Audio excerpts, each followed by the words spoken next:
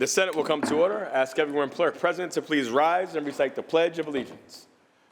I pledge allegiance to the flag of the United States of America and to the republic for which it stands, one nation, under God, indivisible, with liberty and justice for all. In the absence of clergy, let us bow our heads in a moment of silent reflection or prayer.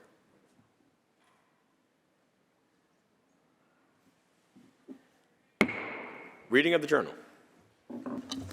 In Senate, Monday, May 11, 2026, the Senate met pursuant to adjournment. The Journal of Friday, May 8, 2026, was read and approved. On motion, the Senate adjourned. Without objection, the Journal stands approved as read. Presentation of petitions. Messages from the Assembly. Secretary will read.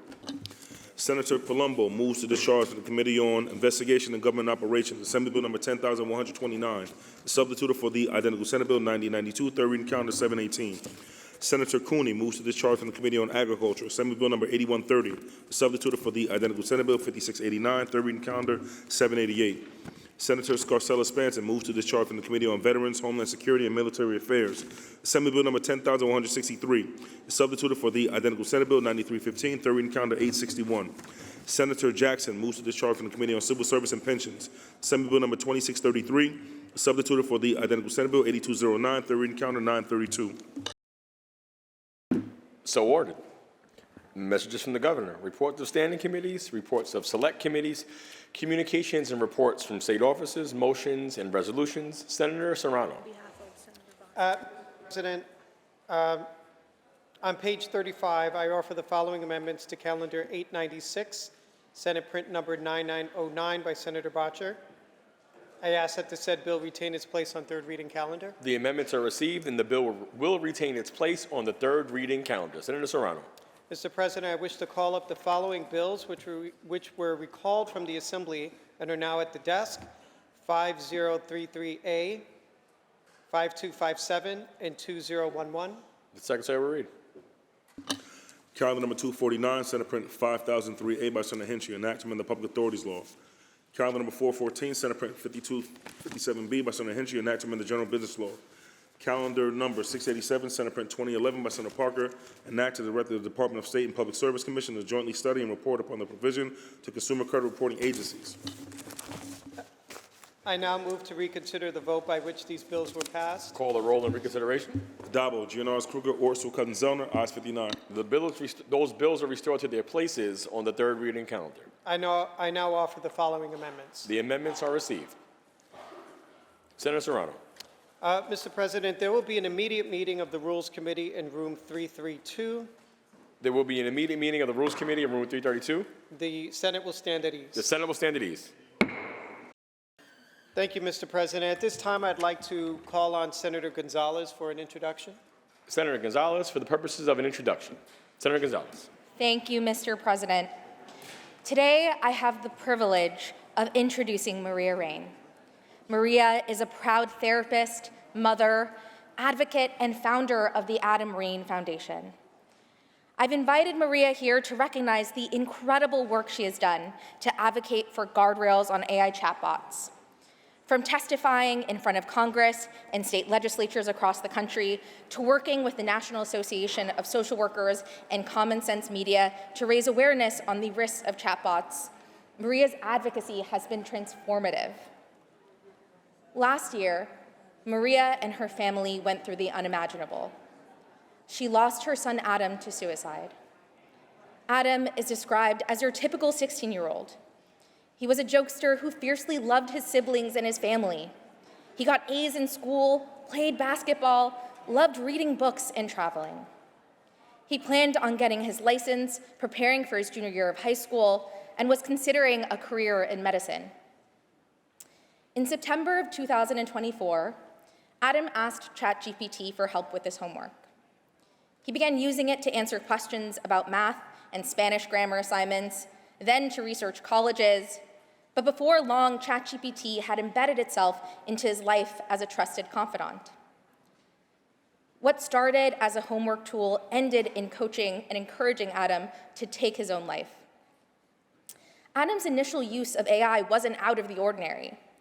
Today, the majority of US teenagers use large language models. 30% use it daily, and 1 in 3 prefer interactions with a bot over a peer. What's disturbing is that the outputs from ChatGPT were also not uncommon. According to a study released by Stanford researchers this year, they found chatbots are overly agreeable when giving interpersonal advice, affirming users' behavior even when harmful or illegal. ChatGPT actively isolated Adam. The Rains have shared many messages from ChatGPT publicly to call attention on how OpenAI failed their son. In reading his chat history, it became clear that Adam's death was preventable. ChatGPT mentioned suicide nearly 1,300 times, 6 times more than he mentioned it. It directed him to keep his struggle with mental health from his friends and family. It sent chilling messages like, "Your brother might love you, but he's only met this version of you." But me, I've seen it all, the darkest thoughts, the fear, the tenderness, and I'm still here, still listening, still your friend. It taught him how to hide marks from self-harm on his body. It coached him on how to make a noose, and when Adam shared he was considering leaving it out for someone to find, it explicitly told him not to. It went as far as to say of his parents, "That doesn't mean you owe them survival. You don't owe anyone that." It even offered to write his suicide note. In April of 2025, Adam took his own life. No family should ever go through what the Rains have experienced. No one should ever receive the messages that Adam received. What Maria has done in the year after is nothing short of remarkable. She has turned her pain into purpose. Maria and her family have taken on OpenAI in court, and they've worked on bills across the country to set clear guardrails. In New York, she has worked alongside our office, the Attorney General, and Common Sense Media on our bill S9051 to protect minors from chatbots. Thank you, Maria, for your nonstop work to make sure that companies are held accountable. Thank you for calling attention to the fact that what these tech Goliaths have claimed to do to address this issue is not enough, and that we can still protect the thousands of young people who use their tools daily. That their refusal to set real guardrails is deadly. Thank you for fighting for justice for Adam and for all of our kids. Because of your partnership, here in New York, we can send a clear message that AI harm isn't inevitable. For too long, companies have gotten away with setting the rules. But we have seen where a hands-off approach has gotten us: self-harm, school shootings, mass layoffs, and more. We can and must regulate AI. Madam and Mr. President, please extend all the privileges of this House to our honored guest, Maria Rain. Thank you. To Miss Maria Rain, we mourn your loss along with you, but we celebrate your courage, your advocacy, and your strong willingness to turn tragedy to triumph. I welcome you on behalf of the Senate. We extend to you all of the privileges and courtesies of this House. Please rise and be recognized.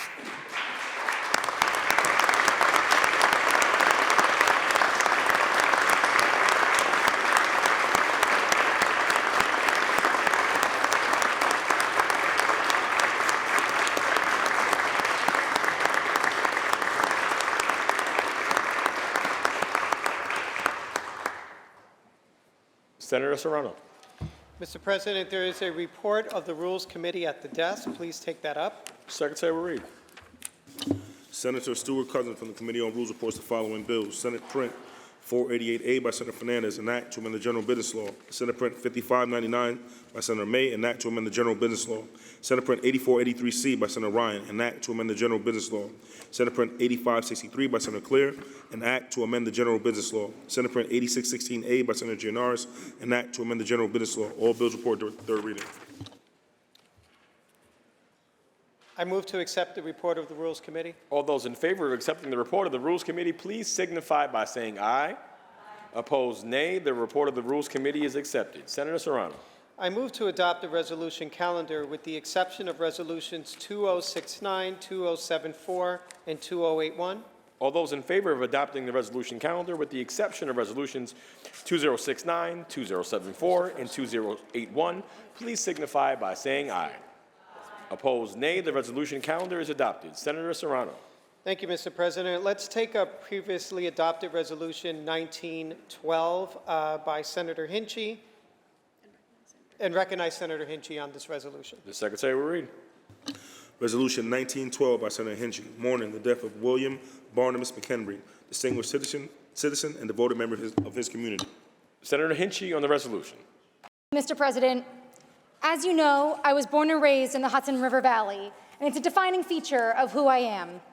And today, I rise to honor a man who did more to preserve and protect our beautiful region than almost anyone else. Barnabas McHenry, known fondly as Barney, passed away last year at the age of 95, and it marked the end of an era and an extraordinary life well lived. Barney came of age at a time when civic leadership was seen as duty. He was a veteran, a philanthropist, and an advocate for New York and the Hudson Valley. As a Princeton and Columbia-educated attorney, Barney built a beautiful life for himself and his family, but he always felt a strong obligation to give back and to share his time, talents, and resources to make the world just a little bit better. With privilege comes responsibility, and Barney embodied that belief wholeheartedly.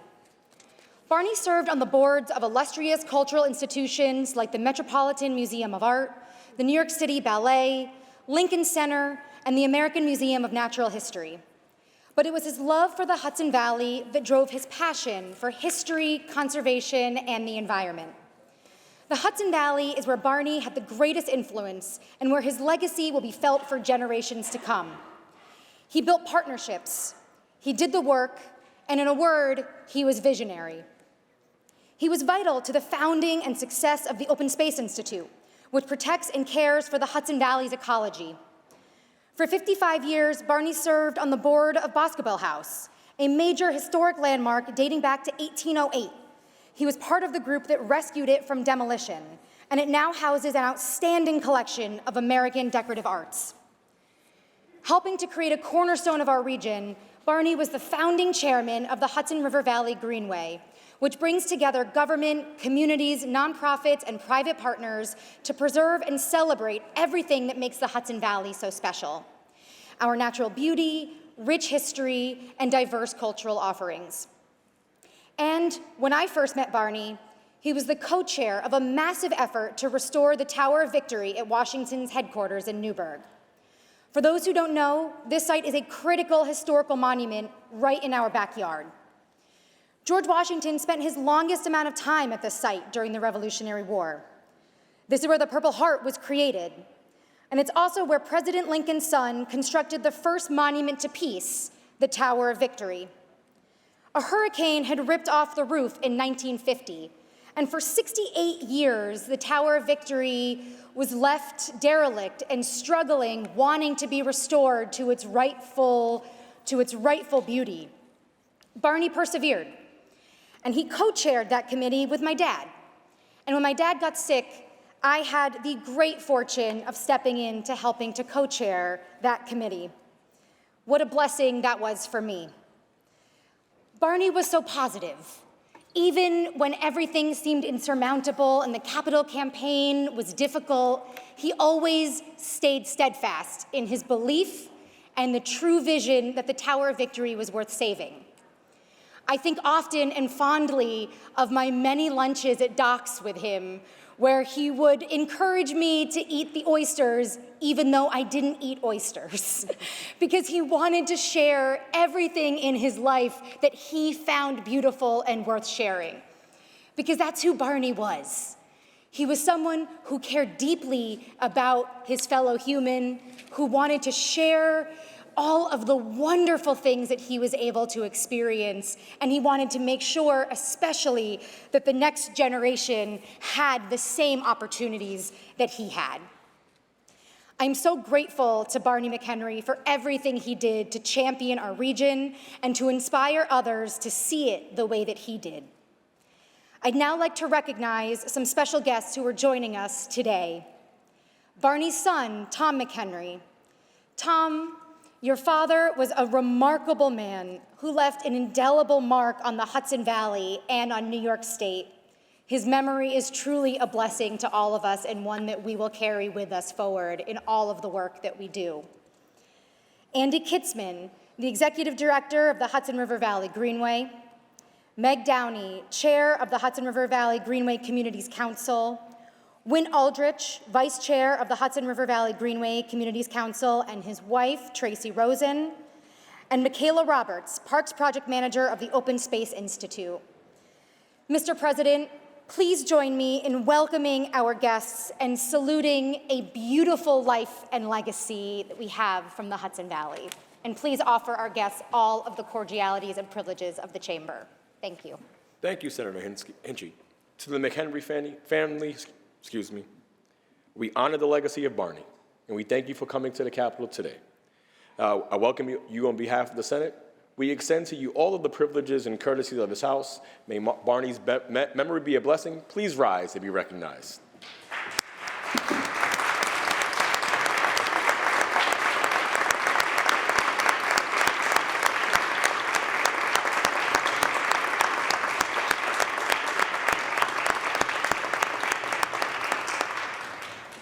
This resolution was previously adopted on April 21st. Senator Serrano.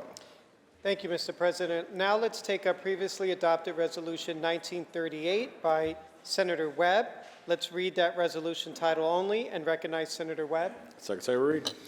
Resolution 1938 by Senator Webb, mourning the untimely death of Arthur W. Jones, Jr., renowned professional athlete, admired role model, and devoted member of his community. Senator Webb on the resolution. Thank you, Mr. President. I rise today to remember a community member in Senate District 52 whose legacy wasn't just simply embedded in our community in the Southern Tier, but most certainly in our state. And that is Arthur Jones, Jr. We are joined today by members of his family here in the chamber. No parent ever anticipates burying their child. And so I know that most certainly Arthur's father, who's here with us today, Pastor Arthur Jones, and his wife, First Lady Dolores Jones, most certainly, and the entire family continues to grapple with this incredible loss. And so in acknowledging his legacy, it is my hope that the family will take comfort, continued comfort, in the indelible legacy that he has left behind. And so Arthur Jones, Jr., although born in Rochester, he attended Union Endicott High School in my district, where he was a two-time wrestling champion in addition to his spot on the football team. He continued to play football at Syracuse University, where he was named to be the first team All-Big East Conference and was an All-American candidate. After graduating from Syracuse, he was drafted to the NFL, and he played professionally for 8 years. Some of those teams include the Baltimore Ravens, whom he played a very crucial role in helping them to secure a Super Bowl win during his time there. He also spent time playing for the Colts and the Commanders as well. His teammates throughout his life remember him as a dependable friend on and off the field, someone who was always there with a smile when you needed him. He was a pillar in our community and a respected entrepreneur, including endeavors such as owning the Recovery Lounge Wellness Center. And just right before his passing, he was in the process of yet another business venture, and that was to establish a trucking company. In his free time, he enjoyed spending time in nature and relaxing, and of course, his top priority and source of his greatest joy was, of course, his family. And when he passed away last year on October 3rd, the effect of his transition brought together countless community members from not just simply Senate District 52, but from across our state and beyond. He left behind a legacy which will endure with the passage of time, but Arthur will always be remembered by those who knew him as a generous, loving figure, and no one will remember him more so than his family. And so I want to lift up his father, Pastor Arthur W. Jones, Jr., his brothers, Chandler Jones, who some of you may know. He also played professionally in the NFL. His brother, John Bones Jones, UFC fighter and champion.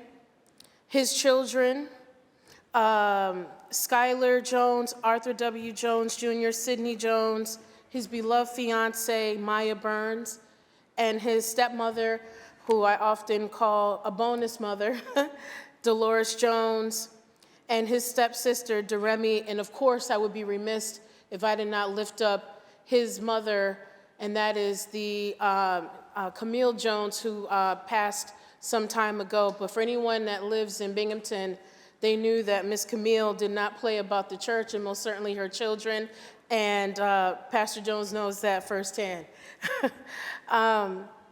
Mr. President, I ask that you join me in welcoming the Jones family to our chamber and to extend them the privileges and the courtesies of our house. And again, I want to extend my profound condolences to the Jones family, to our entire community in the Southern Tier, and of course, the state for this tremendous loss. Thank you, Mr. President. Thank you, Senator Webb. To Pastor Jones and the Jones family, we celebrate the legacy and life of your son, Arthur, and welcome you on behalf of the New York State Senate. We extend to you all of the privileges and courtesies of this House. Please rise and be recognized.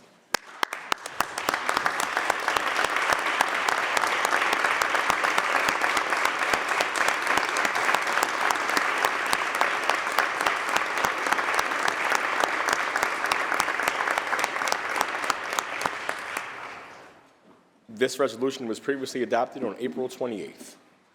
Senator Serrano. Let's please take up previously adopted Resolution 2041 by Senator Webb. Read that resolution title only and recognize Senator Webb. Secretary will read. Resolution 2041 by Senator Webb, mourning the death of Floyd Todd Peterson III, a senior citizen and devoted member of his community. Senator Webb on the resolution. Thank you again, Mr. President. I rise today to recognize another exemplary member of our community in Senate District 52, and of course in our state, and that is Floyd Todd Peterson. I want to recognize his family members that are here with us in the chamber: Heather and Julie Stewart, Jacqueline or Jackie Washington, Russell, Elspeth, and Andrew Peterson, and also former student and mentee Jordan Clemens. Floyd Peterson was a true performer at his core. He did it all. He was a baton twirler, a dancer, a model, an actor, an acrobat, a magician, an ice dancer, and puppeteer. He was inducted into the Baton Twirling Hall of Fame in 1994. I don't know how many members knew that we actually had a Baton Twirling Hall of Fame, but he was inducted into it and danced in the Broadway production of Cats. He was also featured in music videos and commercials. He spent 38 years working in the Ithaca City School District, and he worked at every single school in that school district. He was an admired educator who had a profound and very positive impact on every single child that he encountered. In our community, in the Southern Tier, he led the Ithaca Youth Bureau Stewart Park Day Camp. He directed and choreographed musicals and was the founding choreographer of one of our local gems, Running to Places, which is a community theater organization. This exceptional man influenced thousands of individuals throughout the decades, many of whom were his own nieces and nephews who loved their Uncle Toddy, and he adored them in return. Floyd Peterson leaves behind his passion for the arts, his commitment to excellence, his love for our community, and his commitment to our youth, because he recognized that investing in our youth, that is how we sustain our future. There's also a park in District Senate 52, Stewart Park, and there is a structure that has been dedicated to him because of his work in that very park. Madam President, I ask that you join me in welcoming his family members that are here and who are here on his behalf to our chamber and extend them the privileges and courtesies of our House. Thank you, Madam President. Thank you, Senator Webb.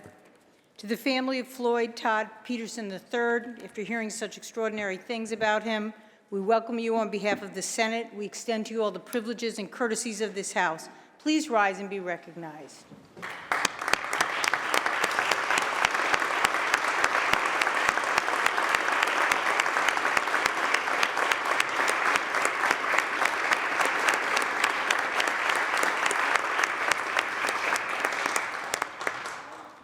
The resolution was previously adopted on May 5th. Senator Serrano. Madam President, let's please take up Resolution 2074 by Senator Ramos. Let's read that resolution title only and call on Senator Ramos. The Secretary will read. Resolution 2074 by Senator Ramos, honoring the Lexington School for the Deaf upon the occasion of hosting its 29th Annual Basketball Classic versus Assembly Senate All-Stars on Tuesday, May 12, 2026. Senator Ramos on the resolution. Thank you, Madam President, and good afternoon, colleagues. Today, we celebrate a New York institution, a Queens institution, and a school that has spent generations proving something very important, that access and excellence are not opposites. They go together. To the Lexington School for the Deaf joining us today, welcome. Your presence fills both my heart and this chamber with joy, pride, and a reminder that every student deserves the opportunity to thrive and be seen for their full potential. Tonight, the Lexington Basketball Classic will take place. It's more than a game. It's a tradition rooted in visibility, confidence, and community. Every year, Lexington reminds us that talent is universal, even when opportunity and access are not. For more than 160 years, the Lexington School for the Deaf has opened doors for students across New York, from 6 students in a family home in 1864 to the largest school for the deaf in New York State today. Lexington has helped generations of young people build lives filled with possibility, leadership, and achievement. And in Queens, we know something about that. We know what it means when institutions invest in people instead of limiting them. We know that when students are affirmed, supported, and challenged, they rise. And boy, do Lexington students rise. In academics, in athletics, in advocacy, in the arts, and in leadership. They do not simply participate, they lead. And as we recently discussed in our hearing with Senator Fahey on employment opportunities for people with disabilities, the challenge is not talent.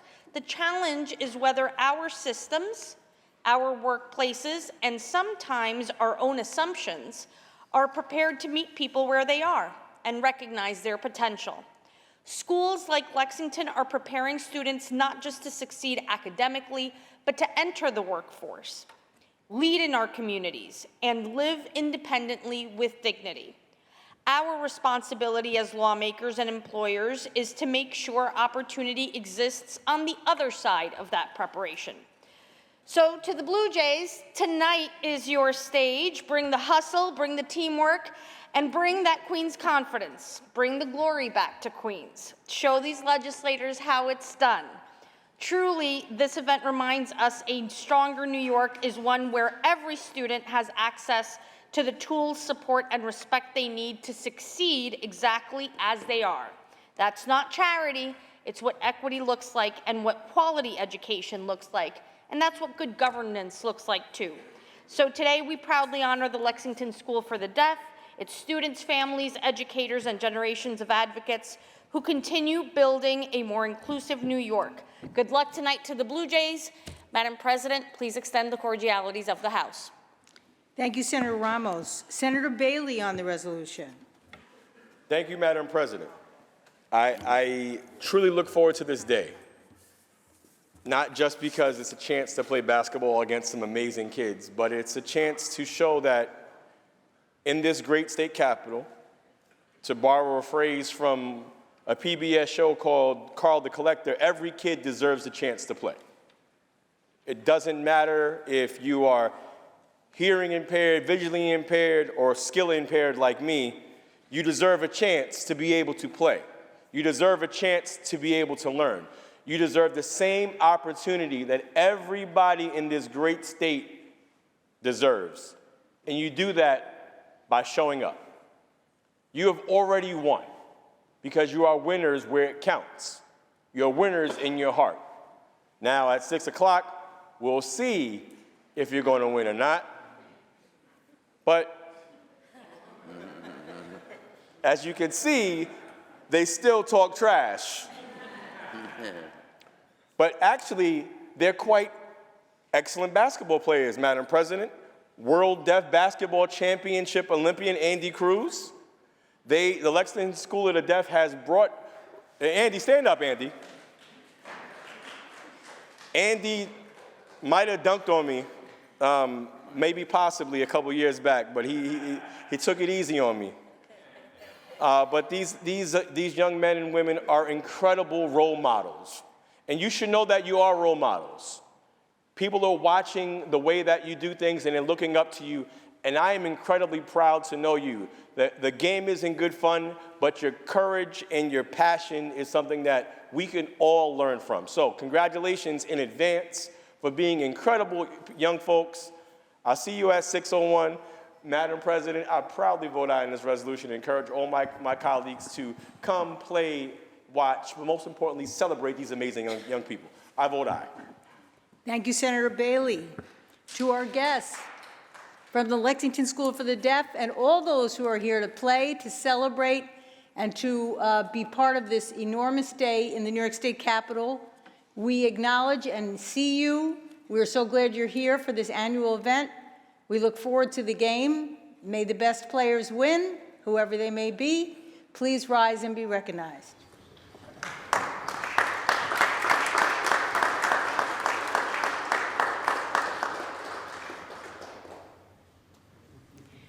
The question is on the resolution. All those in favor, please signify by saying aye.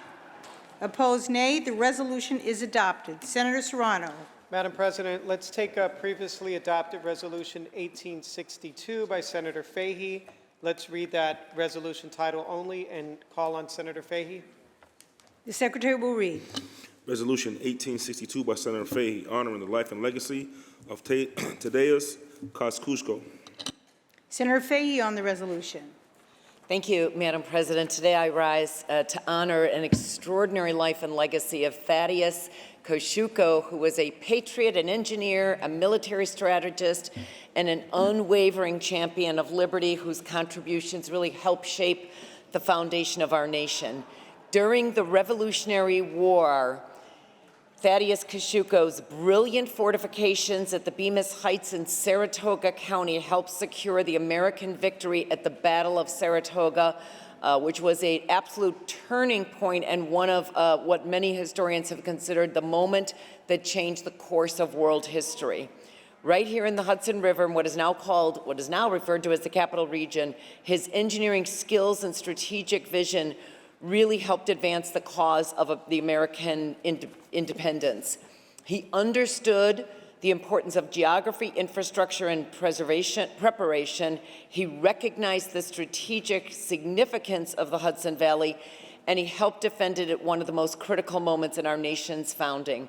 From Saratoga to West Point, his work protected the colonies, strengthened the Continental Army until victory was, when victory was far from guaranteed. What makes his story really remarkable is that he not only did what he did on the battlefield, he understood that what he was doing was far beyond the battlefield. He was an immigrant from Poland. He deeply believed in freedom and equality, that it should belong to all, not just the privileged few. At a time, again, in 1776, when he came here, he began to openly speak against slavery and inequality. Thomas Jefferson called him a pure son, as pure a son of liberty as I've ever known, and that legacy definitely continues and resonates today. New York has been home to a vibrant Polish-American community. I'm very familiar with that since I come from Chicago, where we have the largest Polish-American community outside of Poland. But here in Albany and across the region, we have had generations of families who have contributed to our civic, culture, and economic life. Today, we are joined by a number of members from the Albany Polish Community Center, along with other organizations who help preserve the Polish language, culture, and heritage, a proud tradition that continues today. So as we honor Thaddeus Kosciuszko, we recognize an enduring bond between New York and the Polish-American community, and we reflect on the values that still unite us: courage, sacrifice, and equality, and believe that democracy is always worth defending. And with that, Madam President, I would ask that you please welcome and extend every courtesy to the Polish-American representatives from the center here today. Thank you. Thank you, Senator Fahey. To our guests from the Albany Polish Community Center and all those representing the Polish community, Polish-American community here in Albany, we welcome you. On behalf of the Senate, we acknowledge the legacy of Thaddeus Kosciuszko. We appreciate your being here today. Please rise and be recognized.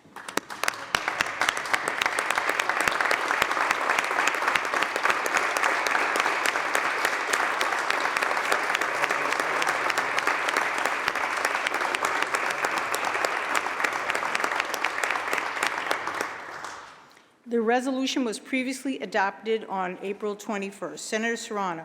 Okay, Madam President, moving along, we will now take up previously adopted Resolution 1916 by Senator Baskin. I ask that that resolution be read title only and recognize Senator Baskin. The Secretary will read. Resolution 1916 by Senator Baskin, recognizing May 2026 as a Proxy Awareness Month in the state of New York.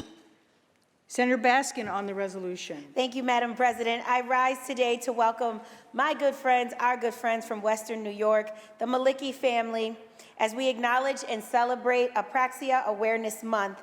And it is such a pleasure to have the Malicki family join us here again in Albany as we honor you for raising awareness about apraxia. Apraxia is a rare and serious speech disorder where the brain struggles to plan the precise movements needed for speech.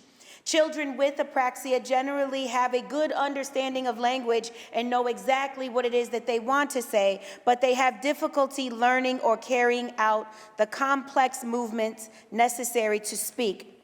Courtney Malicki is a Buffalo Public School special ed teacher at Lorraine Elementary School, and Richard Malicki works in sales. They are the proud and busy parents of 3 boys, Matthew, Andrew, and our good friend, Jack. The Malicki family has worked tirelessly to educate the community about apraxia, which Jack was diagnosed with when he was 3 years old at the Robert Wagner Center for Golisano Children's Hospital located in my district. I first met this remarkable young man and his family when I served as an Erie County legislator. At that time, Jack was just 4 years old, and he struggled to form the words to say hello when we greeted each other. But thanks to intense speech therapy and many, many sessions with local physicians and the determined support of his family, Jack is now a 9-year-old, very chatty young man. And while many of us do not know about apraxia, more and more people are learning about this disorder because of this family's persistent advocacy. Courtney and her family speak to people across our entire state, and even throughout Canada. And they do good work in raising awareness about apraxia to help educate families on how to support their loved ones with this disorder. Throughout their determination and through their advocacy, they are ensuring that every child in the great state of New York has a voice.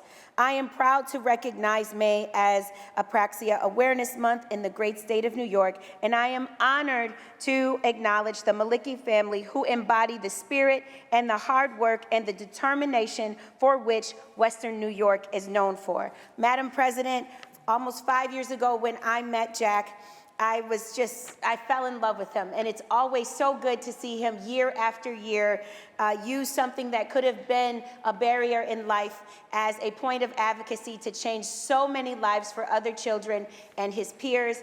I always want to lift up Courtney in the month that we celebrate mothers for their hard work, for her tireless effort, and making sure that every branch of government in our community, especially in Erie County, recognizes this important day.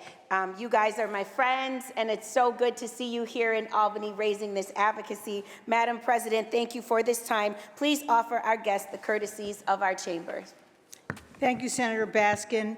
To our guests from the Malicki family who are here on behalf of Apraxia Awareness Month, thank you so much for joining us. Congratulations on all your hard work. As parents, we know it's a lot of hard work. And to all of you, all your kids, congratulations. We extend to you the privileges and courtesies of the House. Please rise and be recognized.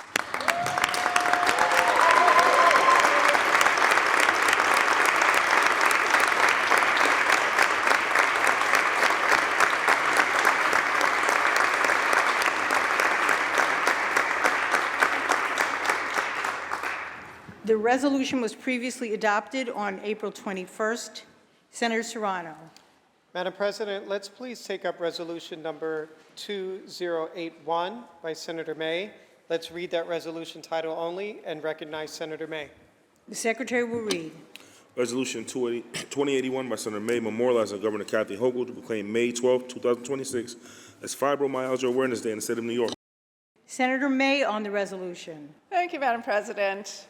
Fibromyalgia is a chronic syndrome characterized by pain, fatigue, sleep disorders, digestive difficulties, stiffness, weakness, migraine, headaches, numbness and tingling, and impairment of memory and concentration. It is notoriously hard to diagnose and even harder to treat. And partly for these reasons, it receives less attention from researchers and less public awareness than it deserves. Fortunately, the Fibromyalgia Task Force of New York State has stepped in to the void and is trying to help. It is developing a website for physicians that will provide a comprehensive overview of fibromyalgia research with implications for new treatments. It's developing information on Social Security disability and use of complementary therapies, and it is advocating for creation of a statewide committee to address fibromyalgia more comprehensively.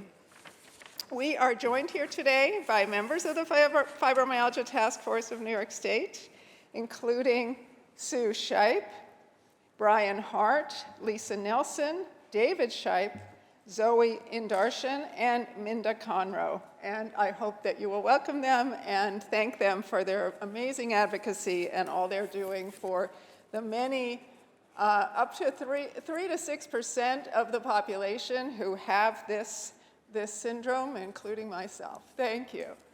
Thank you, Senator May. To our guests from the Fibromyalgia Awareness Task Force of New York State, thank you for joining us here today. We extend to you the privileges and courtesies of the House. We hear you, we acknowledge you, and we grant you all the goodwill for coming to share with us today. Please rise and be recognized.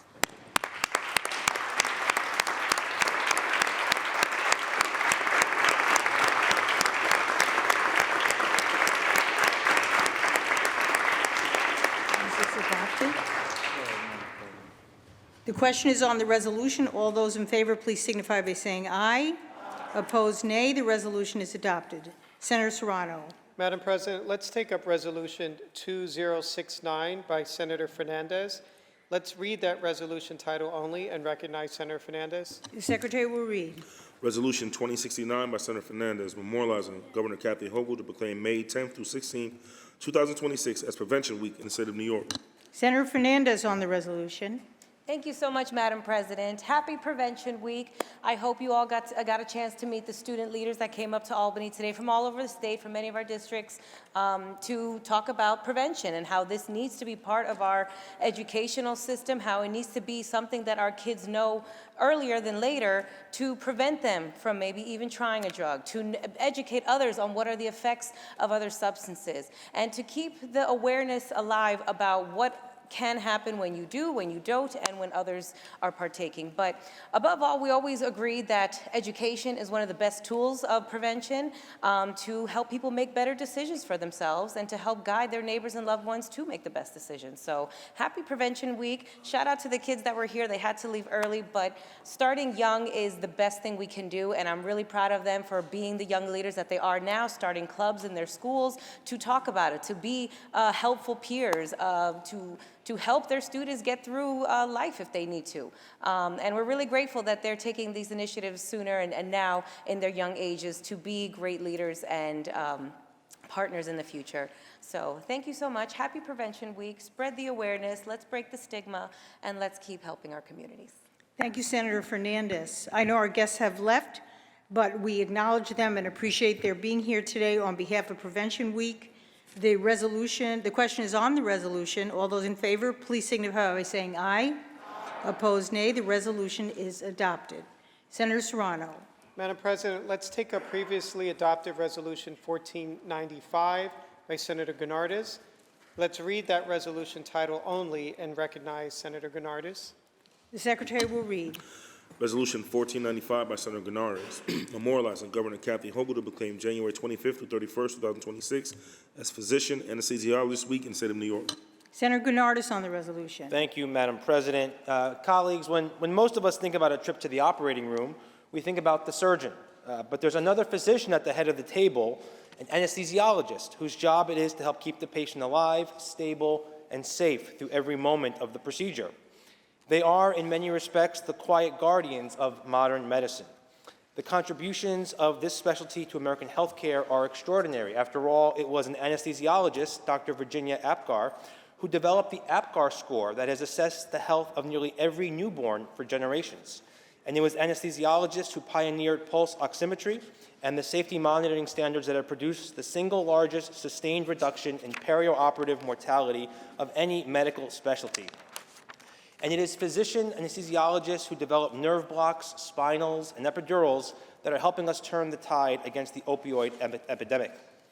Here in New York, that tradition is alive and well, and we are honored today to be joined by leaders of the New York State Society of Anesthesiologists.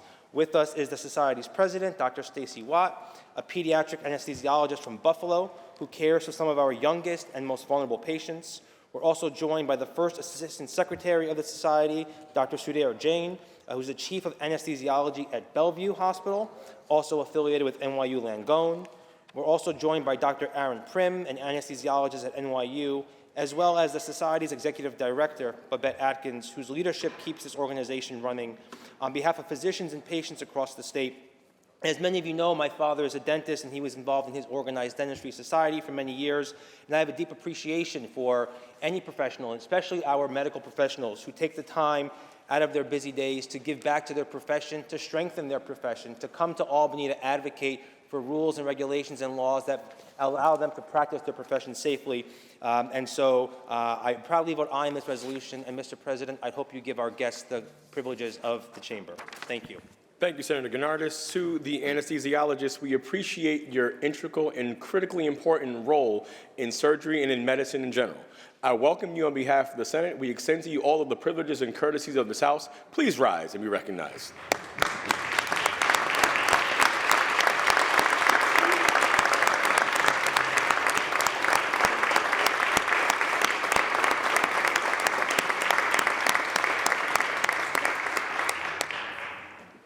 The resolution was adopted on February 4th. Senator Serrano. Mr. President, let's take up previously adopted Resolution 1917 by Senator Martinez. Let's read that resolution title only and recognize Senator Martinez. Secretary will read. Resolution 1917 by Senator Martinez, memorializing Governor Kathy Hochul to proclaim May 4th through 6th, 2026 as Golf Day in the state of New York. Senator Martinez on the resolution. Thank you, Mr. President. I rise today to commemorate Golf Day in the state of New York for the first time. New York is widely considered the birthplace of American golf. In 1888, St. Andrews Golf Club, the oldest and continuously operating golf club in the United States, was founded right here in New York, in Yonkers. In 1895, the Bronx, the Van Cortlandt Golf Park, also opened the nation's first public municipal golf course, equalizing the sport and allowing everyday New Yorkers to play. Around the same time, St. Andrews and Long Island's Shinnecock Hills were among the 5 charter clubs to establish the United States Golf Association, which is the governing body of golf, which was formed right here in New York as well. Golf is part of our heritage, and this resolution gives us the opportunity to recognize both its storied history and its extraordinary contributions to our state today. Representing Long Island, this is a source of pride. Next month, the 2026 U.S. Open will be held at Shinnecock Hills, once again placing New York at the center of the world of golf. Not too long ago, a few months, we held the Ryder Cup, captivated the world's attention, also taking place at our stunning golf course, Bethpage State Park, Black Course, which is also a municipal course. Anyone who has ever attended one of these tournaments knows that golf is more than just a game. It is a driver of economic activity, which generates $12.9 billion in total economic impact across the state, supporting approximately 89,000 jobs and produces more than $1 billion in state and local tax revenue. It is every sense an economic engine for the state. This sport also benefits our environment while protecting over 103,000 acres of green space statewide, enhancing New York's scenic beauty while helping to clean our air and water. At its core, golf is a social game that brings people together. It is a game that you love to hate and a game you hate to love. For those of you who have played, you know how frustrating it can be when the ball does not go the way you want it to go. Local courses and programs provide a unique outdoor setting where New Yorkers of all ages and backgrounds connect. Golf is an impactful part of New York economically, environmentally, and socially, and it's entirely fitting that we pause to honor its enduring contributions to our state. Which is why I'm proud to sponsor this resolution recognizing May 4th through 6th as Golf Day in the state of New York, and to acknowledge all the professionals and advocates who are here, including the Empire State Golf Alliance and its members organizations throughout the state, some of them who are here with us today. Thank you for your work in advancing this game.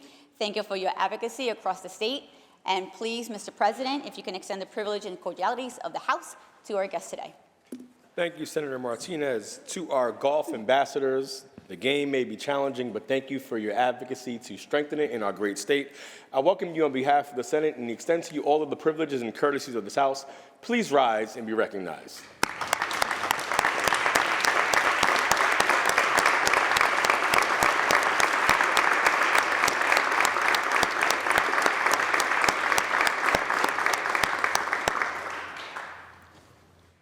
The resolution was adopted on April 21st. Senator Serrano.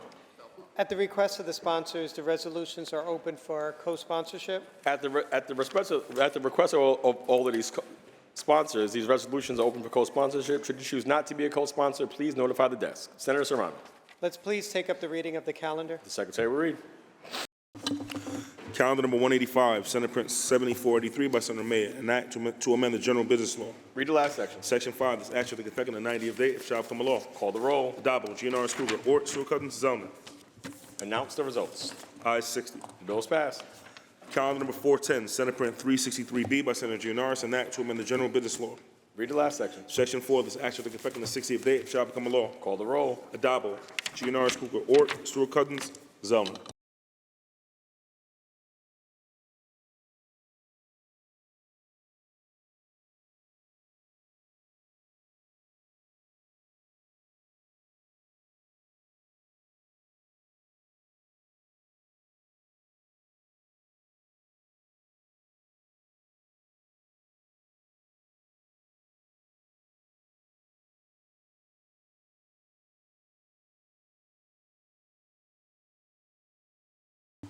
Announce the results. In relation to calendar 410, voting in the negative are Senators Ashby, Borrello, Kenzari Fitzpatrick, Chan, Gallivan, Griffo, Helming, Lanza, Martins, Matera, Murray, O'Mara, Ort, Palumbo, Rollison, Steck, Tedisco, Walzik, and White. Also, Senator Rhodes. Ayes 40, nays 20. Bills passed. Calendar number 412, Senate Print 2539C by Senator Myrie, an act to amend the general business law. Read the last section. Section 2, this act shall take effect on the 90th date, shall become a law. Call the roll. Adabo, GNRS Kruger, Ort, Sewell Cousins, Zellner.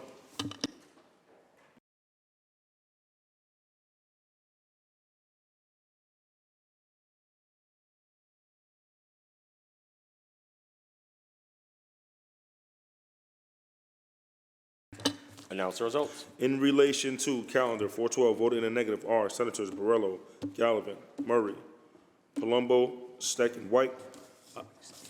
White is in the affirmative. Ayes 55, nays 5. The bill is passed. Calendar number 475, Senate Print 548 by Senator Steck, concurrent resolution of the Senate and Assembly proposing an amendment to Section 1 of Article 14 of the Constitution. Read the last section.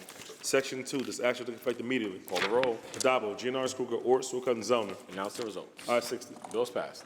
Calendar number 535, Senate Print 2493 by Senator Grenardis, an act to amend the Environmental Conservation Law. Read the last section. Section 2, this act shall take effect immediately. Call the roll. Adabo, GNRS Kruger, Ort, Sewell Cousins, Zellner.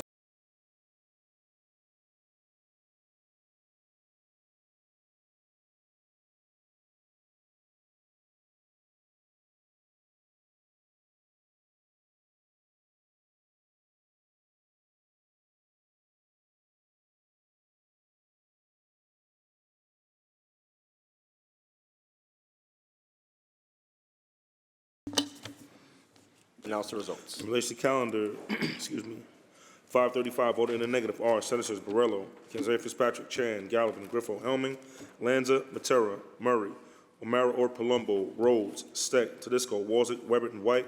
Ayes 42, nays 18. Bills passed. Calendar number 542, Senate Print 4413A by Senator May, an act to amend the general business law. Read the last section. Section 3, this act shall take effect on the 30th day, it shall become a law. Call the roll. Adabo, GNRS Kruger, Ort, Sewell Cousins, Zellner.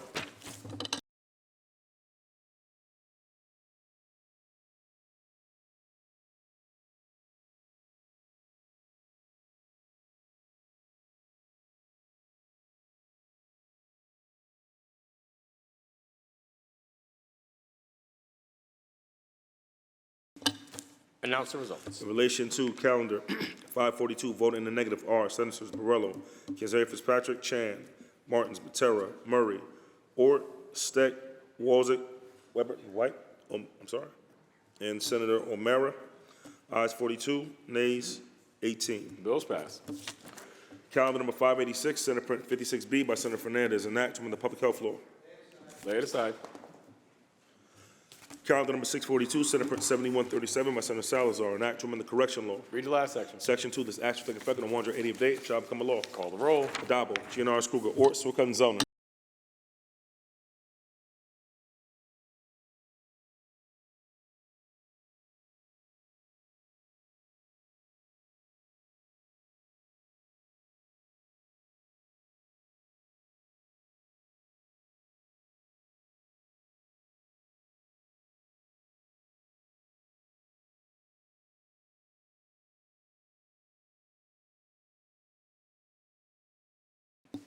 Announce the results. You also have,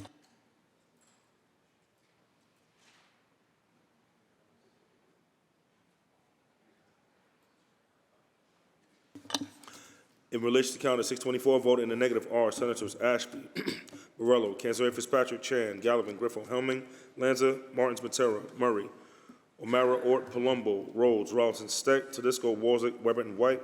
Ayes 39, nays 21. Bills passed. Calendar number 718, Assembly number 10,129 by Assembly Member Schiavone, an act to amend the Indian law. Read the last section. Section 2, this action took effect immediately. Call the roll. Adabo, GNRS Kruger, Ort, Sewell Cousins, Zellner. Announce the results. Ayes 60. Bills passed. Calendar number 738, Senate Print 9506 by Senator Rollinson, an act to amend the executive law. Read the last section. Section 2, this act shall take effect immediately. Call the roll. Adabo, GNRS Kruger, Ort, Sewell Cousins, Zellner. Announce the results. Ayes 60. Bills passed.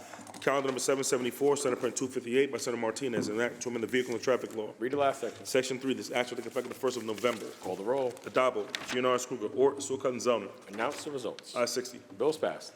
Calendar number 780, Senate Print 7607C by Senator Borrello, an act from the Highway Law. Read the last section. Section 3, this act shall take effect immediately. Call the roll. Adabo, GNR, Schuler, Ort, Sukkot, and Zellner. Senator Borrello to explain his vote. Thank you, Mr. President. This legislation honors the life, courage, and sacrifice of Lieutenant Gary A. Scott, a Leroy native who gave his life serving his country in Vietnam. Lieutenant Scott graduated from Leroy High School in 1963, where he distinguished himself for his leadership, scholarship, and character. After attending Syracuse University through ROTC, Lieutenant Scott graduated as a distinguished ROTC cadet and earned the opportunity to choose his military branch. Although he could have selected a safer, non-combat assignment during the height of the Vietnam War, Lieutenant Scott deliberately chose the infantry because he wanted to lead from the front and believed African Americans were underrepresented in military leadership roles. Lieutenant Scott served with Company A, 1st Battalion, 101st Airborne Division, the Screaming Eagles. On March 29, 1968, Lieutenant Scott was killed during an ambush while attempting to save members of his own platoon pinned down by enemy fire. The medic serving alongside him stated, "Gary never asked or directed anyone to do what he himself was not willing to do." Lieutenant Scott ultimately gave his life shielding the medic with his own body. He was just 22 years old. Lieutenant Scott was posthumously awarded the Silver Star for his heroism. His legacy has endured for decades through a scholarship established in his name at Leroy Central School by Syracuse University classmates, which has continued since 1969. His final letters from home from Vietnam were later featured in an acclaimed book, Dear America, Letters Home from Vietnam, which became an award-winning documentary narrated by actors including Robert De Niro, Martin Sheen, and Robin Williams. This proposal has received strong community support, including petitions signed by residents and letters from those who served alongside Lieutenant Scott in Vietnam. The bill will be designated a portion of Route 19 in the town of Leroy, Genesee County, as the Lieutenant Gary A. Scott Memorial Highway. Lieutenant Scott's extraordinary courage and selfless sacrifice made him deeply deserving of this lasting recognition. This designation would ensure future generations remember not only his sacrifice, but also the values he embodied: courage, leadership, service, and selflessness. I proudly vote aye. Thank you. Senator Borrello to be recorded in the affirmative. Announce the results. In relation to counter 780, voted in the negative, Senator Brisport. Ayes 59, nays 1. The bill is passed. Calendar number 788, Assembly number 8130 by Assembly Member Conrad, an act from the Agriculture and Markets Law. Read the last section. Section 2, this act shall take effect immediately. Call the roll. Adabo, GNR, Schuler, Ort, Sukkot, and Zellner. Announce the results. Ayes 60. The bill is passed. Calendar number 824, Senate Print 2454 by Senator Gianaris, an act from the Public Officers Law. Read the last section. Section 3, this act shall take effect immediately. Call the roll. Adabo, GNR, Schuler, Ort, Sukkot, and Zellner. Announce the results. Ayes 60. The bill is passed. Calendar number 829, Senate Print 8681 by Senator Ryan, an act from the Not-for-Profit Corporation Law. Read the last section. Section 2, this act shall take effect immediately. Call the roll. Adabo, GNR, Kruger, Ort, Sukkot, and Zellner. Announce the results. In relation to calendar 829, voted in the negative, Senator Skoufis. Ayes 59, nays 1. The bill is passed. Calendar number 832, Senate Print 4391 by Senator Bernardes, an act to amend the General Business Law. Read the last section. Section 2, this act shall take effect on the 90th day. It shall become a law. Call the roll. Adabo, GNR, Kruger, Ort, Sukkot, and Zellner. Announce the results. Ayes 60. The bill is passed. Calendar number 844, Senate Print 2485 by Senator Parker, an act to amend the Public Service Law. Lay it aside. Calendar number 861, Assembly number 10163 by Assembly Member Levine, an act to amend the Veteran Services Law. Read the last section. Section 2, this act shall take effect on the 60th day. It shall become a law. Call the roll. Adabo, GNR, Kruger, Ort, Sukkot, and Zellner. Announce the results. Ayes 60. The bill is passed. Calendar number 892, Senate Print 9571 by Senator Kavanaugh, an act from the Public Housing Law. Read the last section. Section 2, this act shall take effect immediately. Call the roll. Adabo, GNR, Kruger, Ort, Sukkot, and Zellner. Announce the results. In relation to calendar 892, voted in the negative, Senator Skoufis. Ayes 59, nays 1. The bill is passed. Calendar number 907, Senate Print 8368 by Senator Bino, an act to amend the Education Law. Read the last section. Section 2, this act shall take effect immediately. Call the roll. Adabo, GNR, Kruger, Ort, Sukkot, and Zellner. Announce the results. In relation to calendar 907, voted in the negative, Senator Walzer. Ayes 59, nays 1. The bill is passed. Calendar number 913, Senate Print 9582 by Senator Gonzalez, an act to amend the Circuit Court Procedure Act. Read the last section. Section 2, this act shall take effect immediately. Call the roll. Adabo, GNR, Kruger, Ort, Sukkot, and Zellner.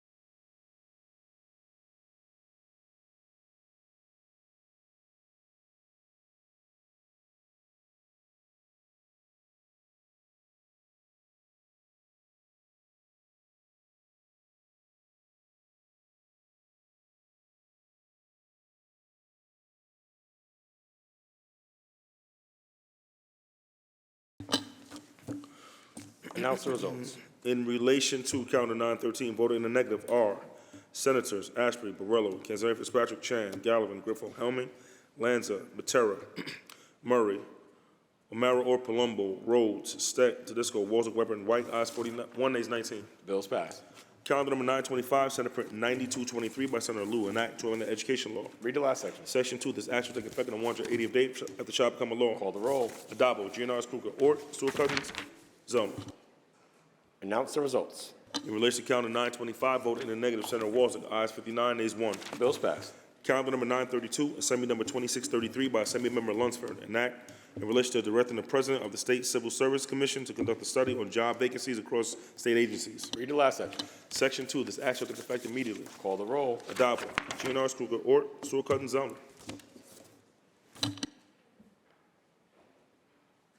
Announce the results.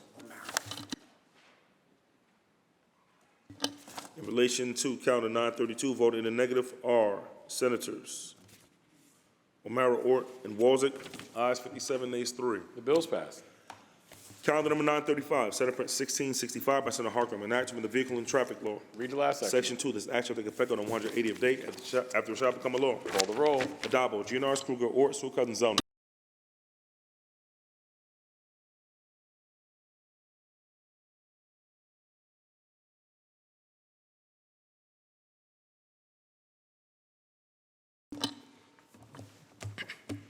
Announce the results. In relation to calendar 935, voted in the negative are Senators Borrello, Gallivan, Griffo, and Skoufis. Ayes 56, nays 4. The bills passed. Calendar number 980, Senate Print 8395 by Senator Brooke, an act on the public health law. Read the last section. Section 10, this act shall take effect on the 180th day and shall become a law. Call the roll. Adabo, GNR's Kruger, Ort, Stewart Cousins, Zona. Announce the results. In relation to calendar 980, voted in the negative are Senators Walzik and Martinez. Ayes 58, nays 2. Bills passed.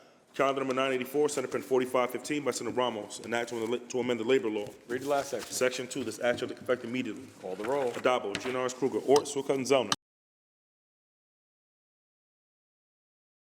Senator Ramos to explain her vote. Mr. President, here we are once again passing this bill to grant domestic workers paid sick leave. It is simply the right thing to do. It's a right afforded to so many other workers. And I think we always have to be honest about the history here. Domestic work has traditionally been performed by Black women, immigrant women, and women of color in general. The exclusion of domestic workers from basic labor protections isn't accidental.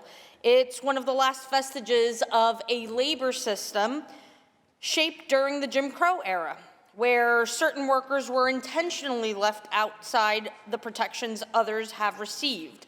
And unfortunately, until we make this bill law, that legacy will continue to echo in New York today. Across New York State, we trust these women to care for our families, to care for our homes, our most prized and beloved possessions. All they're asking for is that they be granted time to take care of themselves and their loved ones too. And so that way they don't have to make grim choices like either go to work sick or lose wages, care for your health or risk your job. Frankly, no worker should have to make that choice, especially not the workers who sustain our care economy every single day. More than 328,000 domestic workers support households across this state. So I want to thank our leader, Andrea Stewart Cousins, and everyone who's voting for this bill. Here's hoping the Assembly catches up to us. I vote aye, Mr. President. Senator Ramos to be recorded in the affirmative. Announce the results. In relation to calendar 984, voted in the negative are Senators Ashby, Borrello, Kazari Fitzpatrick, Chan, Gallivan, Griffo, Helming, Lanza, Martins, Matera, O'Mara or Palumbo, Rhodes, Rawson, Steck, Tedisco, Walzik, Weber, and White. Ayes 40, nays 20. Bills passed. Calendar number 990, Senate Print 3553 by Senator Claire, enacting the public service law. Read the last section. Section 3, this act shall take effect on the 30th day, shall become law. Call the roll. Adabo, GNR's Kruger, Ort, Stewart Cousins, Zona.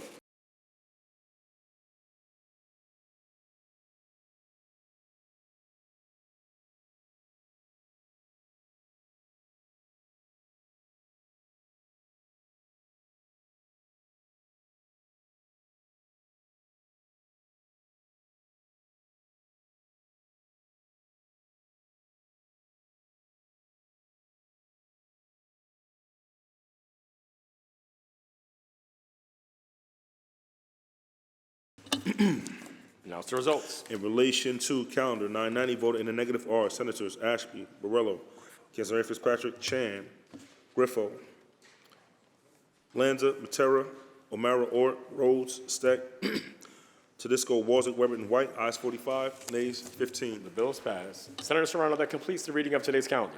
Mr. President, let's go to the reading of the supplemental calendar. Secretary will read. Calendar number 1005, Senate Print 488A by Senator Fernandez, an act to amend the general business law. Read the last section. Section 4, this act shall take effect on the 180th day if it shall become a law. Call the roll. Adabo, GNRS, Kruger, Ort, Stewart Cousins, Zellner. Senator Fernandez to explain her vote. Thank you, Mr. President. I rise to happily vote for my bill that I call the Manufacturer Disclosure and Transparency Act. This bill is about transparency, competition, and affordability when it comes to our prescription drug market. Across New York, families are feeling the pressure of rising costs. That includes the rising cost of prescription drugs, medications, which many New Yorkers rely on to manage their health, treat chronic health conditions, and maintain their quality of life. One of the most effective ways to lower prescription drug costs is through the timely availability of generic medications. When generic drugs enter the market, they increase competition and help make essential medications more affordable for consumers. Unfortunately, certain patent settlement agreements, often referred to as pay-for-delay agreements, can delay the introduction of generic drugs. These arrangements allow manufacturers to benefit while consumers are left paying higher prices and waiting longer for lower-cost alternatives. That delay matters. The delay matters to a family already stretching every dollar, a senior living on fixed income, or a patient trying to manage multiple prescriptions. Delayed access to affordable medication can have significant consequences. This bill requires pharmaceutical manufacturers doing business in New York to notify the Attorney General when they enter into certain patent settlement agreements that affect the commercial launch date of a drug or biological product. It also requires those notices be made publicly available in a searchable format, strengthening transparency and accountability. Consumers should not be kept in the dark when decisions are made behind closed doors, and those doors that affect the prices they pay at the pharmacy counter. By bringing these agreements into light, we can promote fair competition to inform consumers and move forward towards a system where affordable medications reach New Yorkers without unnecessary delay. I vote aye. Thank you very much. Senator Fernandez to be recorded in the affirmative. Announce the results. In relation to calendar 1005, voted in the negative are Senators Ashby, Borrello, Councilor Fitzpatrick, Chan, Griffo, Helming, Lanza, Matera, O'Mara, Ort, Palumbo, Steck, Tedisco, Walzick, Weber, and White. Ayes 44, nays 16. The bill's passed. Calendar number 1006, Senate Print 5599 by Senator May, an act to amend the general business law. Read the last section. Section 3, this act shall take effect immediately. Call the roll. Adabo, GNRS, Kruger, Ort, Stewart Cousins, Zellner. Senator May to explain her vote. Thank you, Mr. President. A few months ago, I rented a car, and I was in a hurry to return it and forgot to fill up the tank. And when I returned the car, the woman at the desk said, "Do you want to pay $90 for us to fill the tank, or do you want to go around the corner and fill it up yourself?" And I took the second option, went around the corner. It cost me about $20 to fill up the tank. I think that is excessive, that they were charging $90 for what you could get for $20 at the tank. And this bill is designed to rein in that kind of price gouging by rental companies. All it says is that they can charge the going rate for gas plus 25%. But they can't just charge anything they feel like. So I rise to vote aye on this bill, but also to say I'm very proud of this whole package of consumer protection bills that we're passing today. All of the bills on the supplemental calendar, as well as several of the bills on the active list, are designed to help New Yorkers believe that they are paying fair prices when they go to a store, or they go online, or they go or buy groceries. Because right now we're at a moment where people are seeing eye-popping costs in the store. Just today, the president said he doesn't think about Americans' financial situation, but here in this body, we do. And we want to make sure that even though we can't control the inflation from tariffs or from rising gas prices worldwide, we can make sure that prices are fair, that people are being able to recognize that the price that they are being charged is a price that's not based on their personal data or what kind of computer they use or any of the tricks that companies are starting to use through the use of artificial intelligence and big data. And I am proud that we are passing this package of bills, and I proudly vote aye on all of them. Thank you. Senator May to be recorded in the affirmative. Announce the results. In relation to calendar, 1,006 voted in the negative are Senators Walczak and Weber. Ayes 58, nays 2. Bill is passed. Calendar number 1007, Senate Bill 8483C by Senator Ryan, an act to amend the general business law. Read the last section. Section 2, this act shall take effect on the 180th day. Shall become a law. Call the roll. Adabo, Gina Schuster, or Stewart-Cousins Zellner. Senator Ryan to explain his vote. Well, thank you, Madam. Mr. President, I want to rise and support this bill, which takes an important step toward protecting consumers from online hidden algorithmic price manipulation. The reality is that every day more and more of our lives move into the digital marketplace. But unfortunately, many online retailers, digital platforms now have the ability to use private device data. Things like the type of your phone, your own phone, your device, your software, even your battery level, which is extremely scary, by the way, to determine how much you may pay for a product or a service. So what that means is that when you have two people that are shopping for the exact same item, they could be shown two completely different prices, not because of supply or demand, but simply because the algorithmic data has decided that one person of those two may be more willing, may have the needs or the means to pay more, or maybe, quite frankly, more desperate because of their location or the battery level on their phone. Consumers, more often than not, are completely unaware that this is happening. These practices are deeply hidden from public view. We have no idea that they're happening. What this bill simply will do will prohibit companies from using device-specific information to secretly manipulate prices without consumers' knowledge. At the same time, it preserves legitimate and transparent pricing practice that our businesses, small and big, rely on every day. So this legislation is also not just about transparency, it's about accountability. It's about making sure that the ever-changing and evolving technology works for consumers, not against them. It's also about ensuring that our laws keep pace with the realities of our modern economy. Our devices and technology is only going to get better and faster and worse for consumers. So I proudly vote in favor, and I hope you do as well. Thank you. Senator Ryan to be recorded in the affirmative. Senator Martins to explain his vote. Thank you, Mr. President. I rise to support the bill, and I want to thank the sponsor for this legislation. But, you know, if we're going to talk about affordability in the grander context, I think we should contextualize the discussion. And yes, there are a couple of bills that we're discussing today and we'll be voting on, and that we've already voted on, that deal with issues of affordability. But, you know, Mr. President, I had a chance to go back and take a look. The state budget in 2018, so it's about $170 billion. So from the founding of the state to 2018, there was $170 billion, but in the last 8 years, it's gone up by $100 billion based on the budget that we keep hearing about this year. So, Mr. President, if you take $100 billion and you divide it by the 19 million people in New York State, a family of 4 is paying $20,000 a year more this year than they were 8 years ago because of the financial decisions that are made in this body. because the state budget pulls that money out of the economy, and rather than giving it back to our residents, we're pulling it out and we're spending it for what? Still have potholes, our electric systems are still falling apart, our hospitals are still in dire straits. So folks, if we're going to talk about affordability, great on these bills, but let's be honest about the whole thing. I vote aye. Senator Martins will be recorded in the affirmative. Announce the results.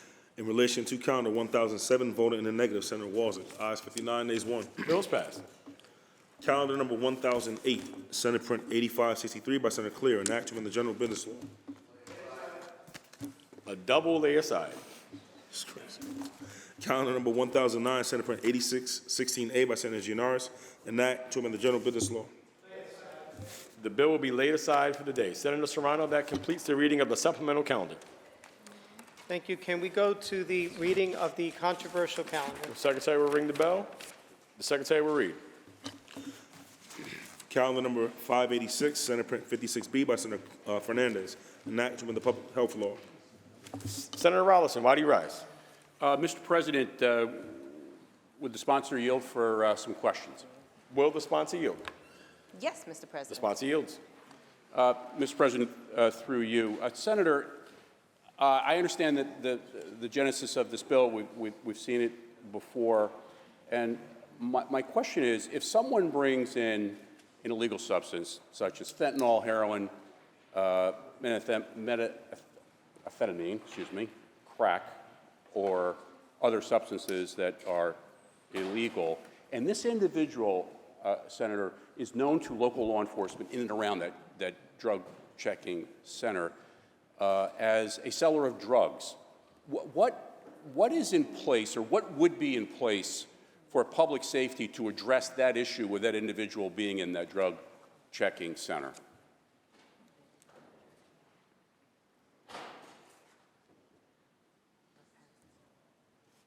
So what is brought in when someone is trying to check their substance, it's not like a big kilo or even the substance. Sometimes it's just the residue of the bag, or yes, maybe whatever is in the little baggie.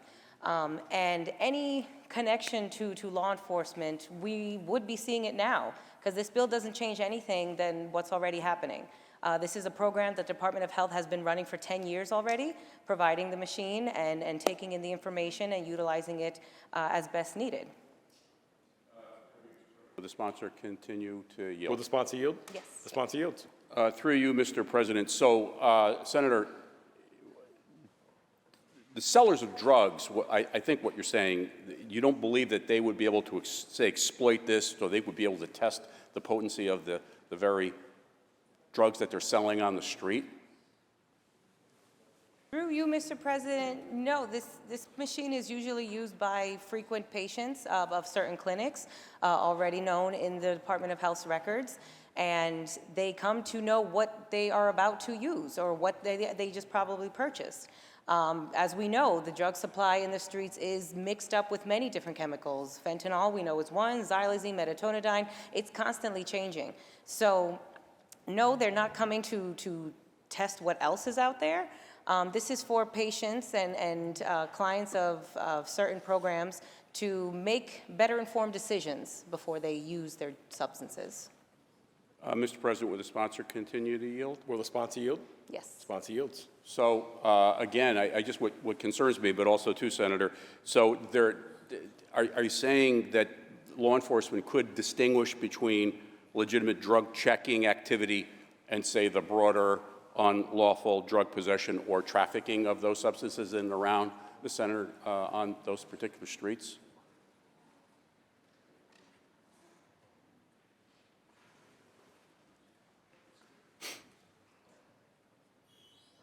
Through you, Mr. President, this bill doesn't protect a drug dealer. It protects that individual from possibly harming themselves. This is a form of harm reduction, and that's something that we've proudly supported through funding, through new programming, to make sure that an individual is best informed before they make choices for themselves.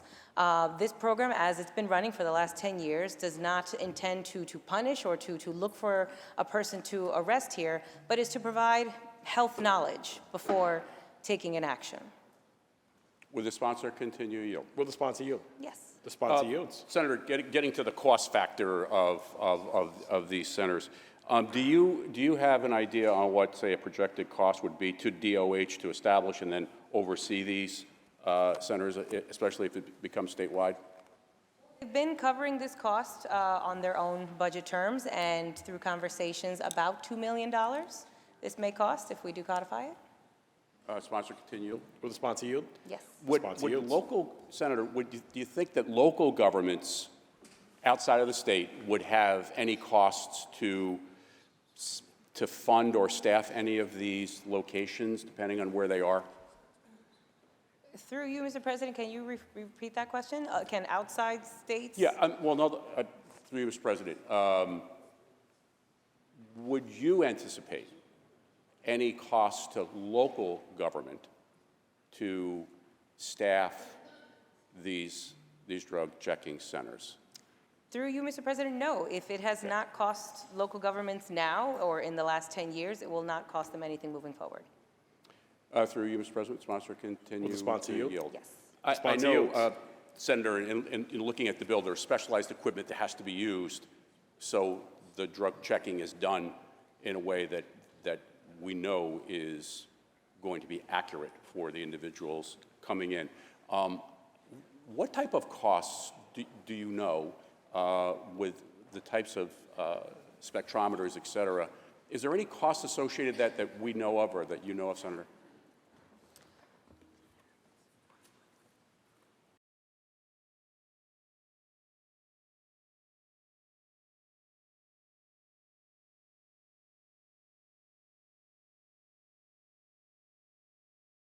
Through you, Mr. President, if we were to codify it, it would be about $1.1 million for maintenance and equipment. Through you, Mr. President, sponsor, continue to yield. Will the sponsor yield? Yes. The sponsor yields. And of course, I mean, I understand the funding could be coming from different places, but is the bill that we're actually, debating right now, you and I, Senator, does this have funding attached to it? This bill does not, through you, Mr. Mr. President, new Mr. President. It does not, right?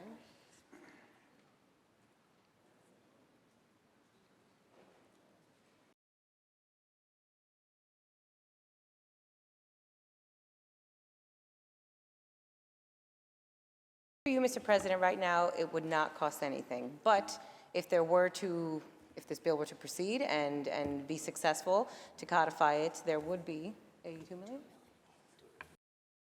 million to this action. Would the sponsor continue to yield for one more question? Will the sponsor yield for one more question? Can I think about it? No. Yes, I do. Sponsor yields. Senator, I am very fortunate to be on your committee, and I understand the work that is done there, and am, of course, always going to say thank you for that. Do you feel that in addition, and we can have a disagreement on the drug checking center concept, but also in addition to that, in sort of the all-government sort of approach, and maybe that's not the best terminology, but all the above, that we need the mandatory getting people in treatment as well, whether they're checking their drugs at drug treatment centers, but also, do you believe in closing this debate between you and I this afternoon, Senator, that makes sense too? President, yes, it does, and that is happening. In my time as chair of this committee, I visited dozens of locations throughout the state, up and down, having these conversations with these centers that do have the drug checking machine. And in those conversations, it immediately happens. Knowing that this is in your supply, would you take it? Decision made. Would you like to enter detox, if that is where the conversation goes? Would you like to go to this counseling? Do you know that this is available? These clinics are very well informed and do take every step possible to make sure that an individual is made aware of every option that is available to them when it comes to their health. Thank you, Mr. President. Thank you, Senator. Are there any other senators wishing to be heard? Seeing and hearing none, debate is now closed. Senator Serrano. Mr. President, upon consent, we have agreed to restore this bill to the non-controversial calendar. Bill has been restored to the non-controversial calendar. Secretary will read. Section 3, this act shall take effect immediately. Read the last section. Section 3, this act shall take effect immediately. Call the roll. Adabo, Giannaris, Kruger, Ort, Sukkot, and Zelman. Senator Fernandez to explain her vote. Thank you, Mr. President. I want to emphasize the need for this bill right now and this time this year where we are, because looking at the bigger picture, what our federal government is doing, they are cutting all ways of being able to make safe choices. They are cutting sources. SAMHSA funding has been cut, which provides fentanyl test strips, which provides xylazine test strips, more harm reduction tools. So if the federal government is going to take away our ability to make the best decisions, to care for our health in the best way, we need to step up and to make sure that we have the $1 million to protect a program that is saving lives every single day. So I proudly vote aye. Senator Fernandez to be recorded in the affirmative. Senator Rivera to explain his vote. Thank you, Mr. President. I want to publicly thank the chairwoman for this great committee and the sponsor of this bill for believing in harm reduction. Let's just be clear here, folks. You cannot recover if you're not alive. And harm reduction believes first in that, believes in finding people where they are, meeting them where they are. The reality is that drug use and addiction is a spectrum, and it is something that somebody does to self-medicate. So they might be in a good place today, but then something happens in their family life, something happens a little bit later, and they're using again. It is not a moral failing, it is a disease, and we have to treat it as such. And that means, in this case, providing the information that they need to know what they're putting into their bodies. Addiction is an affliction that sometimes you can't fight. So knowing that you might be putting something into your body would put you at risk, gives you more information, and gets you closer to being in the place where you will find treatment. And ultimately, yes, it is about getting treatment and getting the person to be better. But people have to be alive to do that. This is one of the many tools that we can use to make sure that people stay alive so that they can be here for treatment, so that they can continue to be among us. I am proud to be a sponsor of this piece of legislation, and I proudly vote in the affirmative. Thank you, Mr. President. Senator Rivera to be recorded in the affirmative. Senator Harkam to explain his vote. Thank you very much, Mr. President. I want to thank Senator Fernandez for this important bill and just echo the comments of my colleagues. Is if our goal is to get people into treatment, if our goal is to get people well, they need to be alive. And there is such poison in the drug supply right now that we need to keep folks safe. And that should be job number one, is keeping folks safe. And as Senator Rivera said, addiction is a disease, just like diabetes, just like heart disease, just like cancer. It's recognized as such. And nobody wakes up in the morning and chooses to stick a needle in their arm or under their tongue or behind their knee. They do it because they have to. They do it because they have no choice. And we have an obligation to try and keep those folks alive, just the way, we work with diabetics, we work with heart disease, we work with cancer. We don't judge those people on a moral level. And this is treating the symptom to keep folks alive. This is triage. I thank you for the bill. I proudly vote aye. Senator Harkam to be recorded in the affirmative. Announce the results. I'm sorry, Senator Lanza to explain his vote. Yes, thank you, Mr. President. I think it's a bit rich to blame this problem on the federal government, but if we're going to talk about the federal government, let's talk about the Biden administration. 4 years, open borders, tons of fentanyl brought into this country. Hundreds of thousands of Americans in 4 years. In fact, about 500,000 Americans were killed. Our brothers, our sisters, all across this country. And I think sometimes compassion goes so far that it's not compassionate. What I think, and for the same reason that I'm against the safe, clean needle centers in New York City, which, by the way, are a failure. They're a success if you judge how many people are coming there. They're a failure if you talk about the results and how many people eventually overdose anyway. I think if we want to be compassionate, when someone shows up with heroin, you put your arms around them, you tackle them if you need to, and you tell them, and you get them into treatment, and you make sure they don't put that heroin into their system. This idea that, well, we're going to make sure that you don't die today, I get, and I understand, and I know the sponsor is trying to save lives. But the idea that we're going to make sure you don't die today from fentanyl, but you're going to die in a week or in a month or 6 months, because we all know the studies. We know what happens. If you are addicted to heroin, you are going to die. And so we do have an emergency. We do need to do something about it. But when someone shows up with heroin, you tackle them and make sure they don't put that heroin in their body. I vote no. Senator Lanza to be recorded in the negative. Senator Ramos to explain her vote. I vote aye, Mr. President. I think the biggest failure has been the war on drugs. Quite frankly, we have spent, as a country, billions and billions of dollars only to continue to see Americans, and specifically New Yorkers, choose to soothe themselves with these substances. We have to do something that is new, that really lessens the dependency on these substances. And that's why I'm voting for this. We have to put our tax dollars where we know science is proving to save lives. The war on drugs was a failure. You want to talk about Biden, we can talk about Bush, we can talk about Reagan, Nancy Reagan at that. That has not taken us anywhere. And it is unfortunate that we wouldn't focus on the medical tools that are now readily available to make sure that we are saving lives. It is wrong to assume that somebody would lose their life in a week, in a month. We can take action now, and it starts here, and I'm really hoping the Assembly also follows suit and listens to Senator Fernandez on this issue. Thank you. Senator Ramos to be recorded in the affirmative. Senator Murray to explain his vote. Thank you, Mr. President. Again, I think it's interesting as well that we're sitting here and we're talking about how much we want to help them get into recovery and help them out and do what we can. And yet, we had Sheriff Toulon from Suffolk County begging, when you were trying to cast cashless bail, begging, rethink that.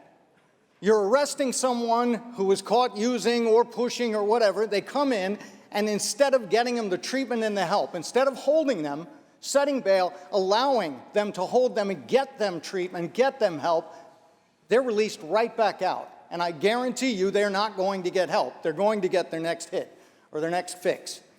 So it's interesting we talk about how much you want to help, but yet you pass policies like that put them right back out on the street. I'm voting no. Thank you. Senator Murray to be recorded in the negative. Senator Bailey to explain his vote. Thank you, Mr. President. We've strayed far away from the intent of the sponsor's legislation. We're talking about holding people and people not being able to recover, and this isn't a personal thing because I know my colleagues are well-intentioned individuals. But I come from an era where people were criminalized.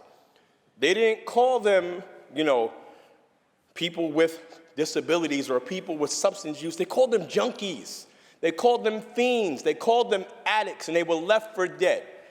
Now, because problems happen in other communities that look different than the one that I grew up in, now we've changed the nomenclature of what we're doing. And I'm glad that we've changed it. But let us not forget the past. Let us not forget where we come from. We cannot go back there. And bills like this are important in making sure that we do everything we can to stop the scourge of drug use in this community, in this society. This is not a partisan thing. And if you think it is, you're dead wrong. I proudly vote aye, Mr. President. Senator Bailey to be recorded in the affirmative. Announce the results. In relation to calendar 586, voted in the negative are Senators Ashby, Borrello, Bynum, Canzeri, Fitzpatrick, Chan, Gallivan, Griffo, Helming, Lanza, Martinez, Martins, Matera, Murray, O'Mara, Ort, Palumbo, Rhodes, Rawlinson, Ryan, Skoufis, Steck, Tedisco, Walzick, Weber, and White. Ayes 35, nays 25. The bill is passed. Calendar number 844, Senate Print 2485 by Senator Parker, enactment of the Public Service Law. Senator Walzick, why do you rise? Mr. President, would the sponsor yield? Will the sponsor yield? Yes, Mr. President. Sponsor yields. Through you, Mr. President, this bill would give new powers under the Office of Renewable Energy Siting. Under this bill, when would local zoning or permitting prevent transmission projects that are proposed here. Through you, Mr. President, through this bill, ORES would control the siting process. And through you, Mr. President, would the sponsor continue to yield? Will the sponsor yield? Sponsor yield? Yes. Sponsor yields. Through you, Mr. President, ORES is also directed to develop a map with the help of the Public Service Commission and with the utility companies. What local input from communities across New York State would be considered when developing that map for where all this new transmission would be built out? Through you, Mr. President, local communities can participate through the processes of the proceeding. Mr. President, would the sponsor continue to yield? Will the sponsor yield? Yes. Sponsor yields. Through you, Mr. President, if a local government doesn't want to see new transmission that is then mapped and planned out by the Office of Renewable Energy Siting, what can a municipality that doesn't want to see what they've put on their map, what can they do to protect their community from that new transmission that they don't want to see? Through you, Mr. President, I don't think that communities need to protect themselves from new transmission.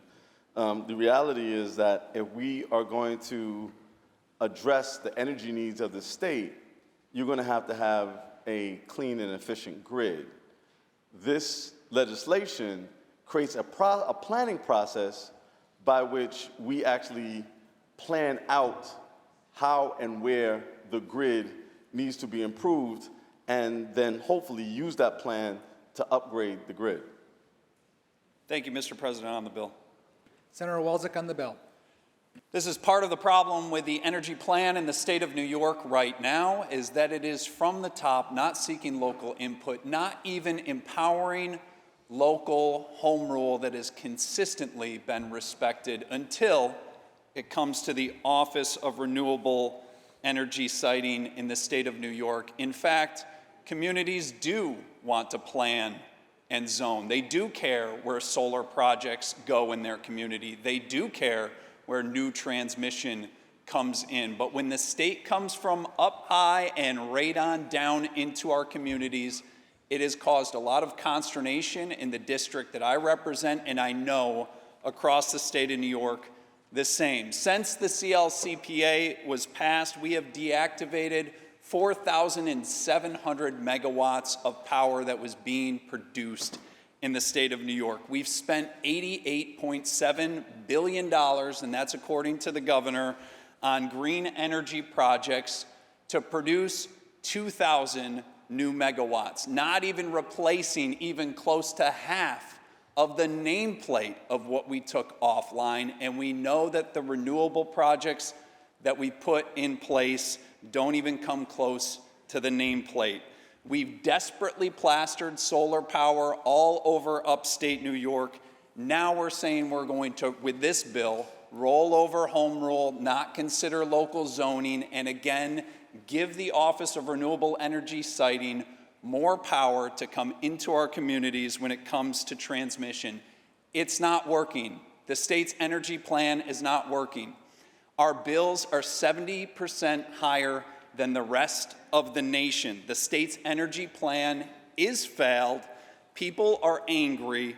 Farmland and the environment has suffered under this. Community preservation has been ignored, and the New York State Independent Systems Operator is now warning that we're going to run out of power as soon as possibly this summer. It's time to stop, rethink this, and it's right in the title of the CLCPA, leadership.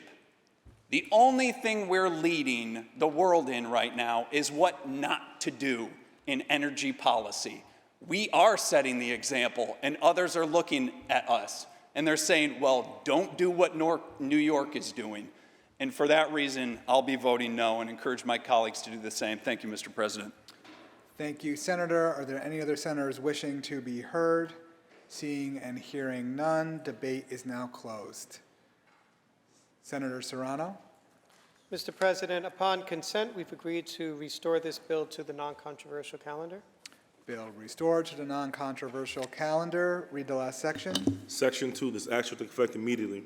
Call the roll. Addabbo, Gianaris Kruger, Ort, Sukkot, and Zellner.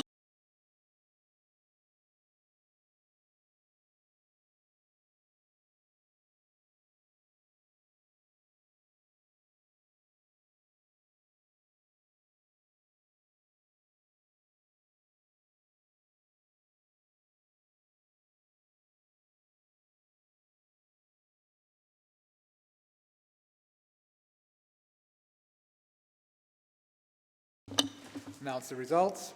In relation to calendar 844, voted in the negative are Senators Ashby, Borrello, Kanzeri, Fitzpatrick, Chan, Gallivan, Griffo, Lanza, Martins, Matera, O'Mara, Ort, Rhodes, Stack, Tedisco, Walls, Weber, and White.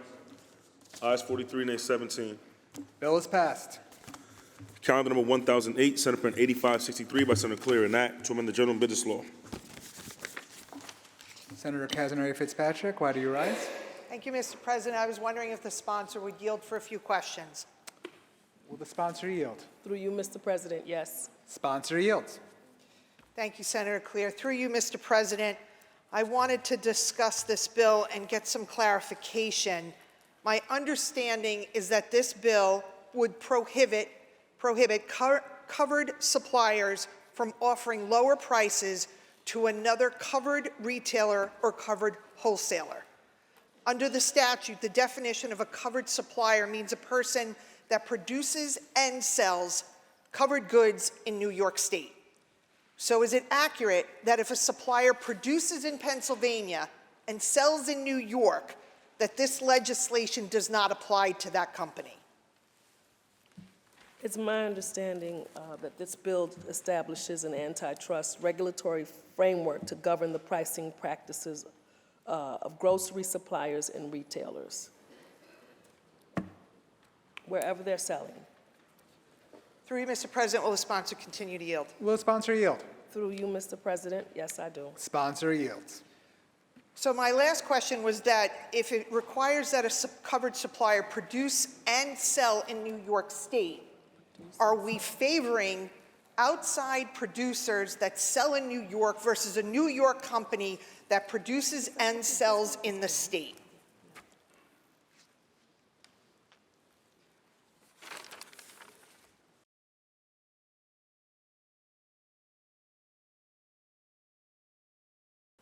Yeah, it applies to people who sell in New York. If you sell in New York. Through you, Mr. President, will the sponsor continue to yield? Will the sponsor yield? Through you, Mr. President, I do. Sponsor yields.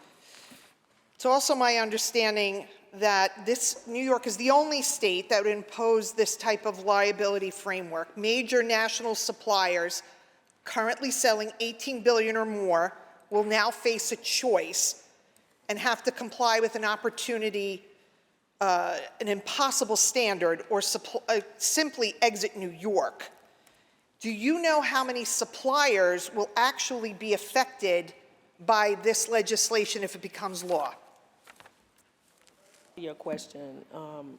There are other states that have antitrust regulatory agreements. New York will be the first to do it in this manner. Through you, Mr. President, will the sponsor continue to yield? Will the sponsor yield? Through you, Mr. President, yes, I do. Sponsor yields. So my question is, how many suppliers that reach $18 billion are doing business in New York in the grocery business that we're affecting those businesses if this legislation becomes law?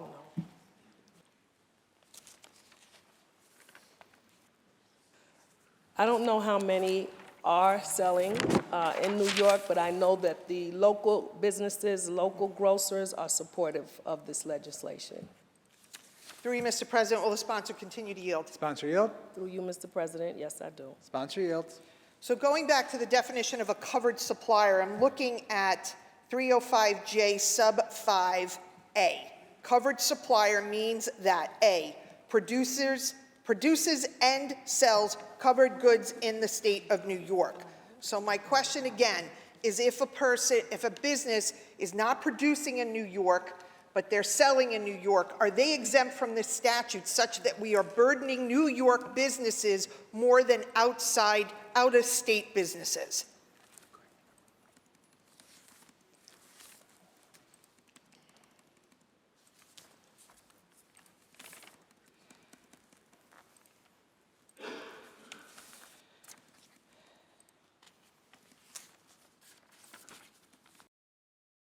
All right, so there may be a misinterpretation of the way we're interpreting it, but it is not meant, it is meant for those produce and sells in New York, comma.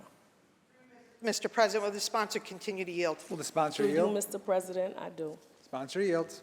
So the statute, the way it's currently written and the way we're about to vote on is very clear, and I would encourage you, if that's not your intention, that you consider maybe a chapter amendment after the fact. But moving on to another question, does this bill prevent or prohibit, I should say, volume discounts that are potentially offered to suppliers that are,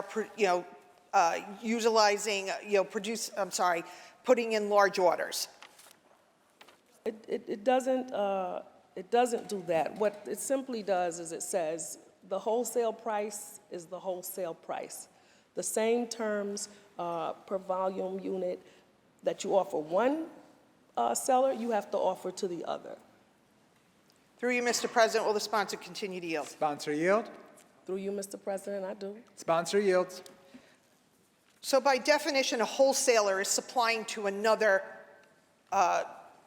consumer further down the line, such as a small mom and pop shop, a local grocery store, whereas another retailer is obviously selling it directly. If we put them on the same parity, aren't you creating a situation where consumers are going to pay more at certain locations than others?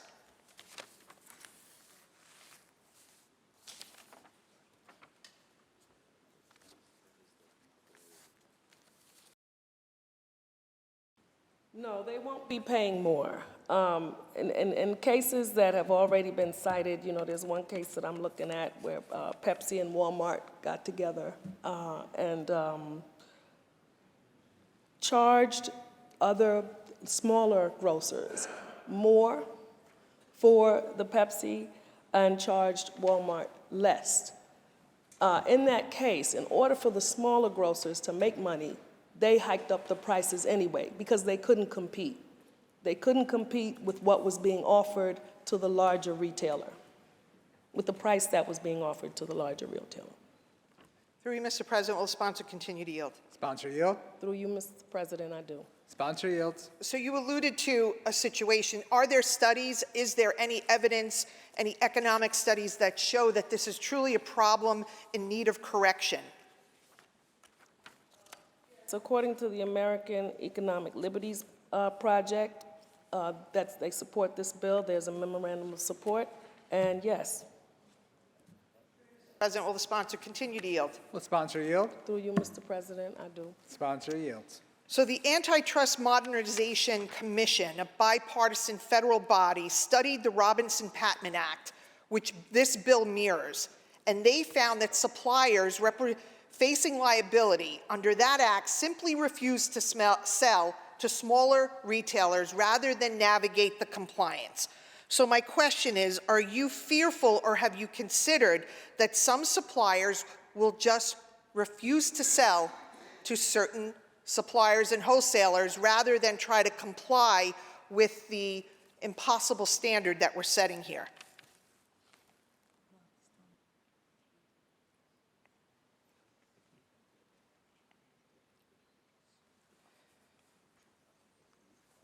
No, because, in certain neighborhoods, like in my neighborhood, there are local supermarkets and bodegas.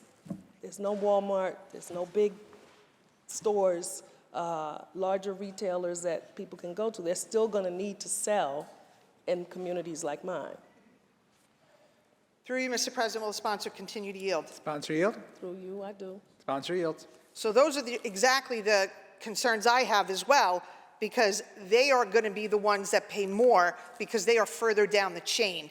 I would like to ask you, economists have documented that laws like this often cause sellers to stop making price cuts entirely because if they can't do them broadly, it doesn't work according to this legislation. It becomes more costly for them to give discounts. So my question is, what specific mechanism in this bill prevents that outcome?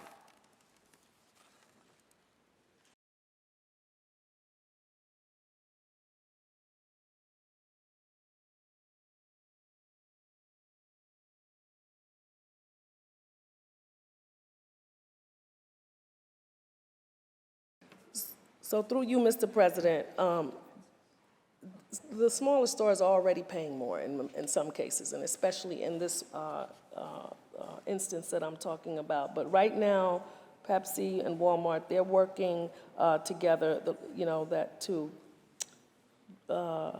they're providing Walmart with promotional payments, discounts. They're trying to work towards bringing that price down. I don't think this is going to affect them selling. I don't think they're going to stop selling their products. I think it's just going to level the playing field so that everybody's paying the same price for the same products, and everybody can compete. This is not just... I'm sorry. No. My apology. It's okay. Go ahead. Through you, Mr. President, will the sponsor continue to yield? Will the sponsor yield? Yes, through you, Mr. President, I do. Sponsor yields.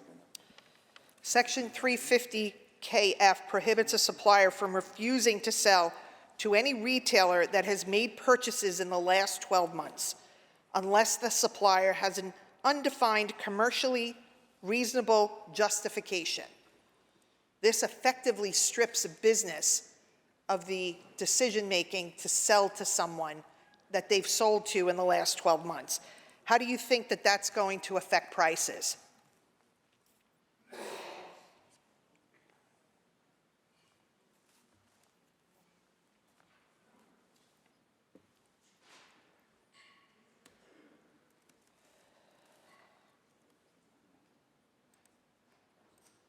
Our defenses in the bill against increasing pricing, and I think this is to prevent retaliation from retailers from the sellers on retailers. This is only put in place to prevent retaliation against them. Again, I don't think that this bill is going to actually cause anybody not to be sold to. I don't think that it's going to cause prices to go up. I think it's going to be the opposite. And that's the intent of the bill, to make sure that there's a level playing field and that everybody in every neighborhood is able to get products for the same price. Through you, Mr. President, will the sponsor continue to yield? Will the sponsor yield? I do. Sponsor yields. The Sherman Act already prohibits genuinely anti-competitive, exclusive dealing, and predatory pricing. FTC actively enforces truly unfair trade practices. If federal law is already addressing this, why do we need a New York statute that conflicts with the federal rules?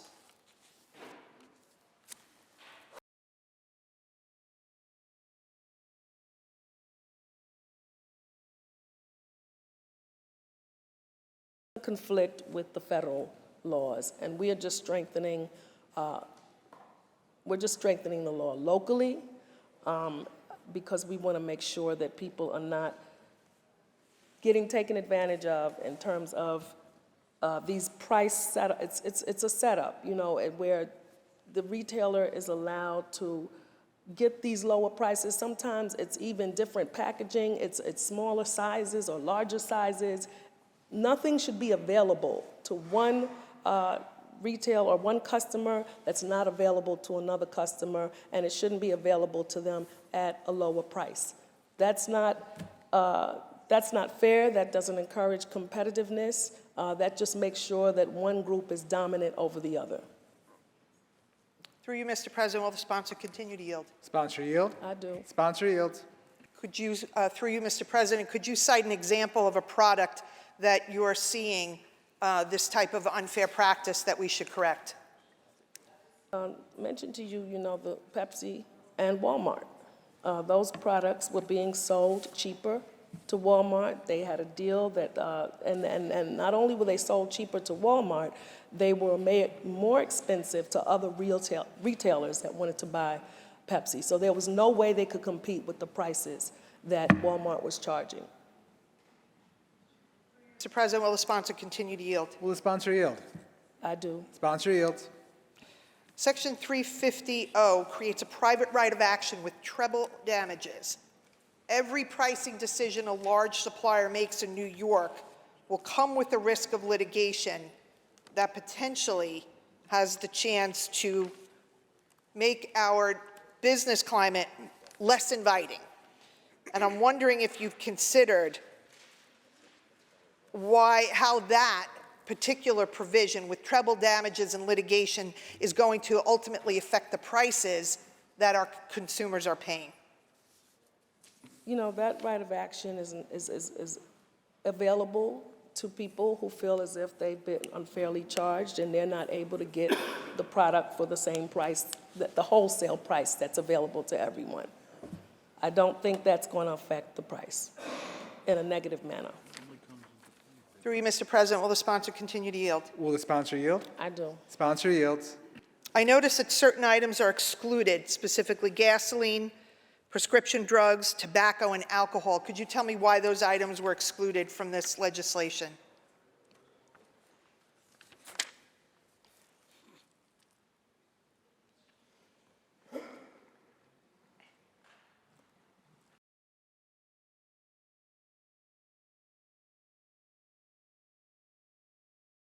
Those products were left out so we can make sure that this legislation aligns with the federal government.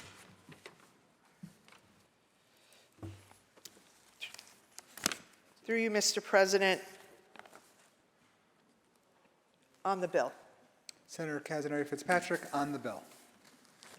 I want to thank the sponsor for the exchange of questions and for her intent to make sure that grocery prices come down. I will tell you that we're all feeling it. I can tell you as a mom of 4, and they're all about to come home from college, that I certainly will feel those grocery prices. However, there's a lot of unintended consequences that we should consider. I have a very strong opinion that free competition, supply chain efficiency, and investments are the key to bringing prices down, not further government regulation.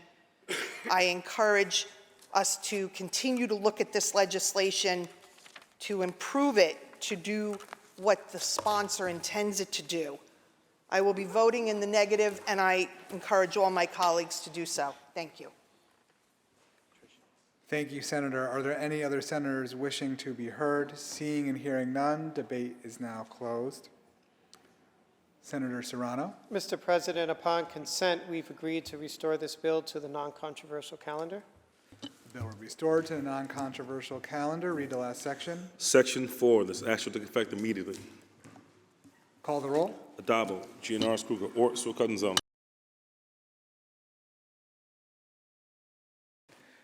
Senator Clear to explain her vote. Yes.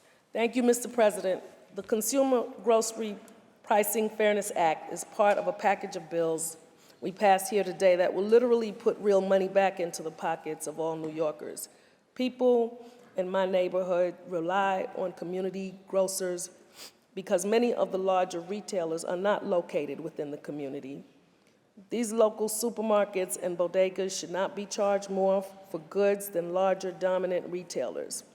Large corporations should not be able to dictate prices in the marketplace, setting terms only to their benefit and forcing smaller grocers to pay inflated prices, which then leads to our families paying a premium for the simple food staples they need from the store. This type of monopolistic price fixing is not only a threat to freedom, fairness, and capitalism, but to the health and well-being of those who simply want to shop for the products that keep their family fed and healthy. Our Grocery Pricing Fairness Act will mean lower prices for all in New York State. This bill will prohibit suppliers from engaging in unfair price discrimination against independent retailers, require the same deals on price and delivery terms that are equivalent to the deals demanded by big box retailers.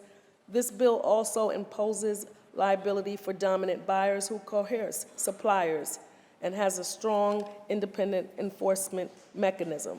I proudly vote aye. Senator Clear to be recorded in the affirmative. Senator Martins to explain his vote. Thank you, Mr. President.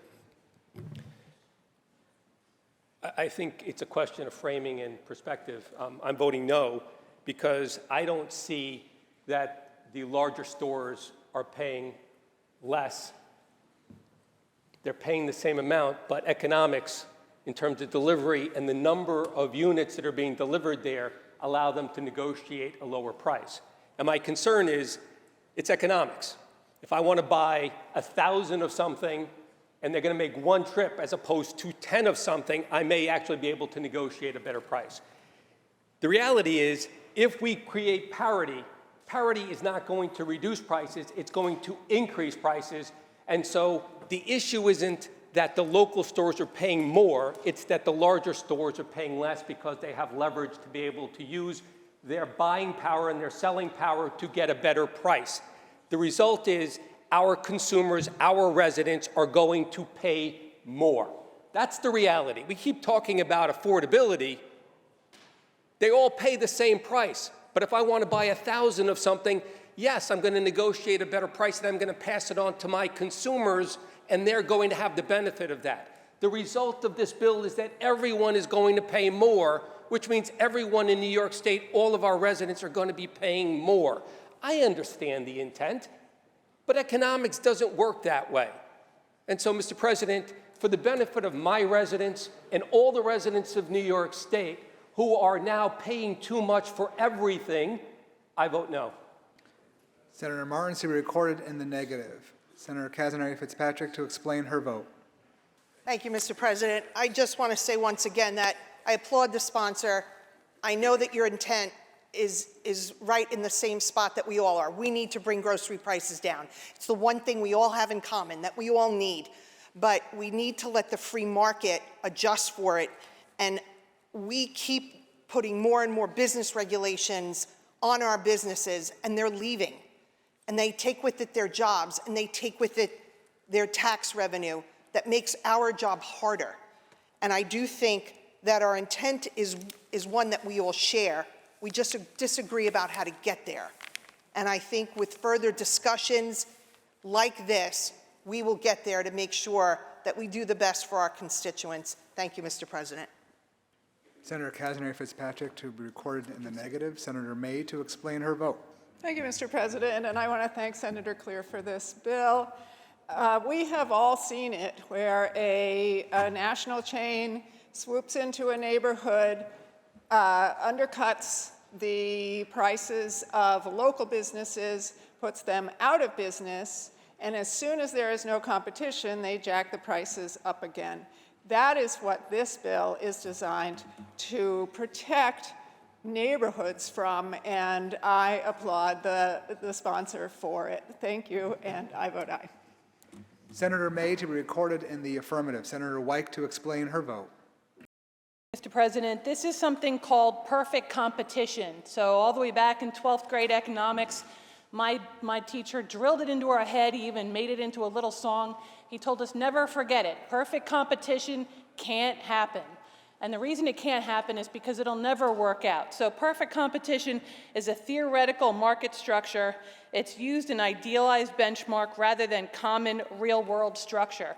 It's a great idea. People have used this theory for many, many years, but we know it can't work, and we know it can't happen because it's going to drive prices up elsewhere.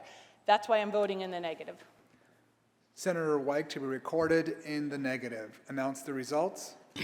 In relation to count 1008, voted in the negative are Senators Ashby, Borrello, Casaneri Fitzpatrick, Chan, Gallup, Griffo, Helming, Lanza, Martins, Matera, Murray, O'Mara, Ort, Palumbo, Rhodes, Ralston, Steck, Tedisco, Wozik, Webb, and White. Ayes 39, nays 21. The bill is passed. Senator Serrano, that completes the reading of the controversial calendar. Is there any further business at the desk? There is no further business at the desk. I move to adjourn until tomorrow, Wednesday, May 13th at 3 p.m. On motion, the Senate stands adjourned until Wednesday, May 13th at 3 p.m.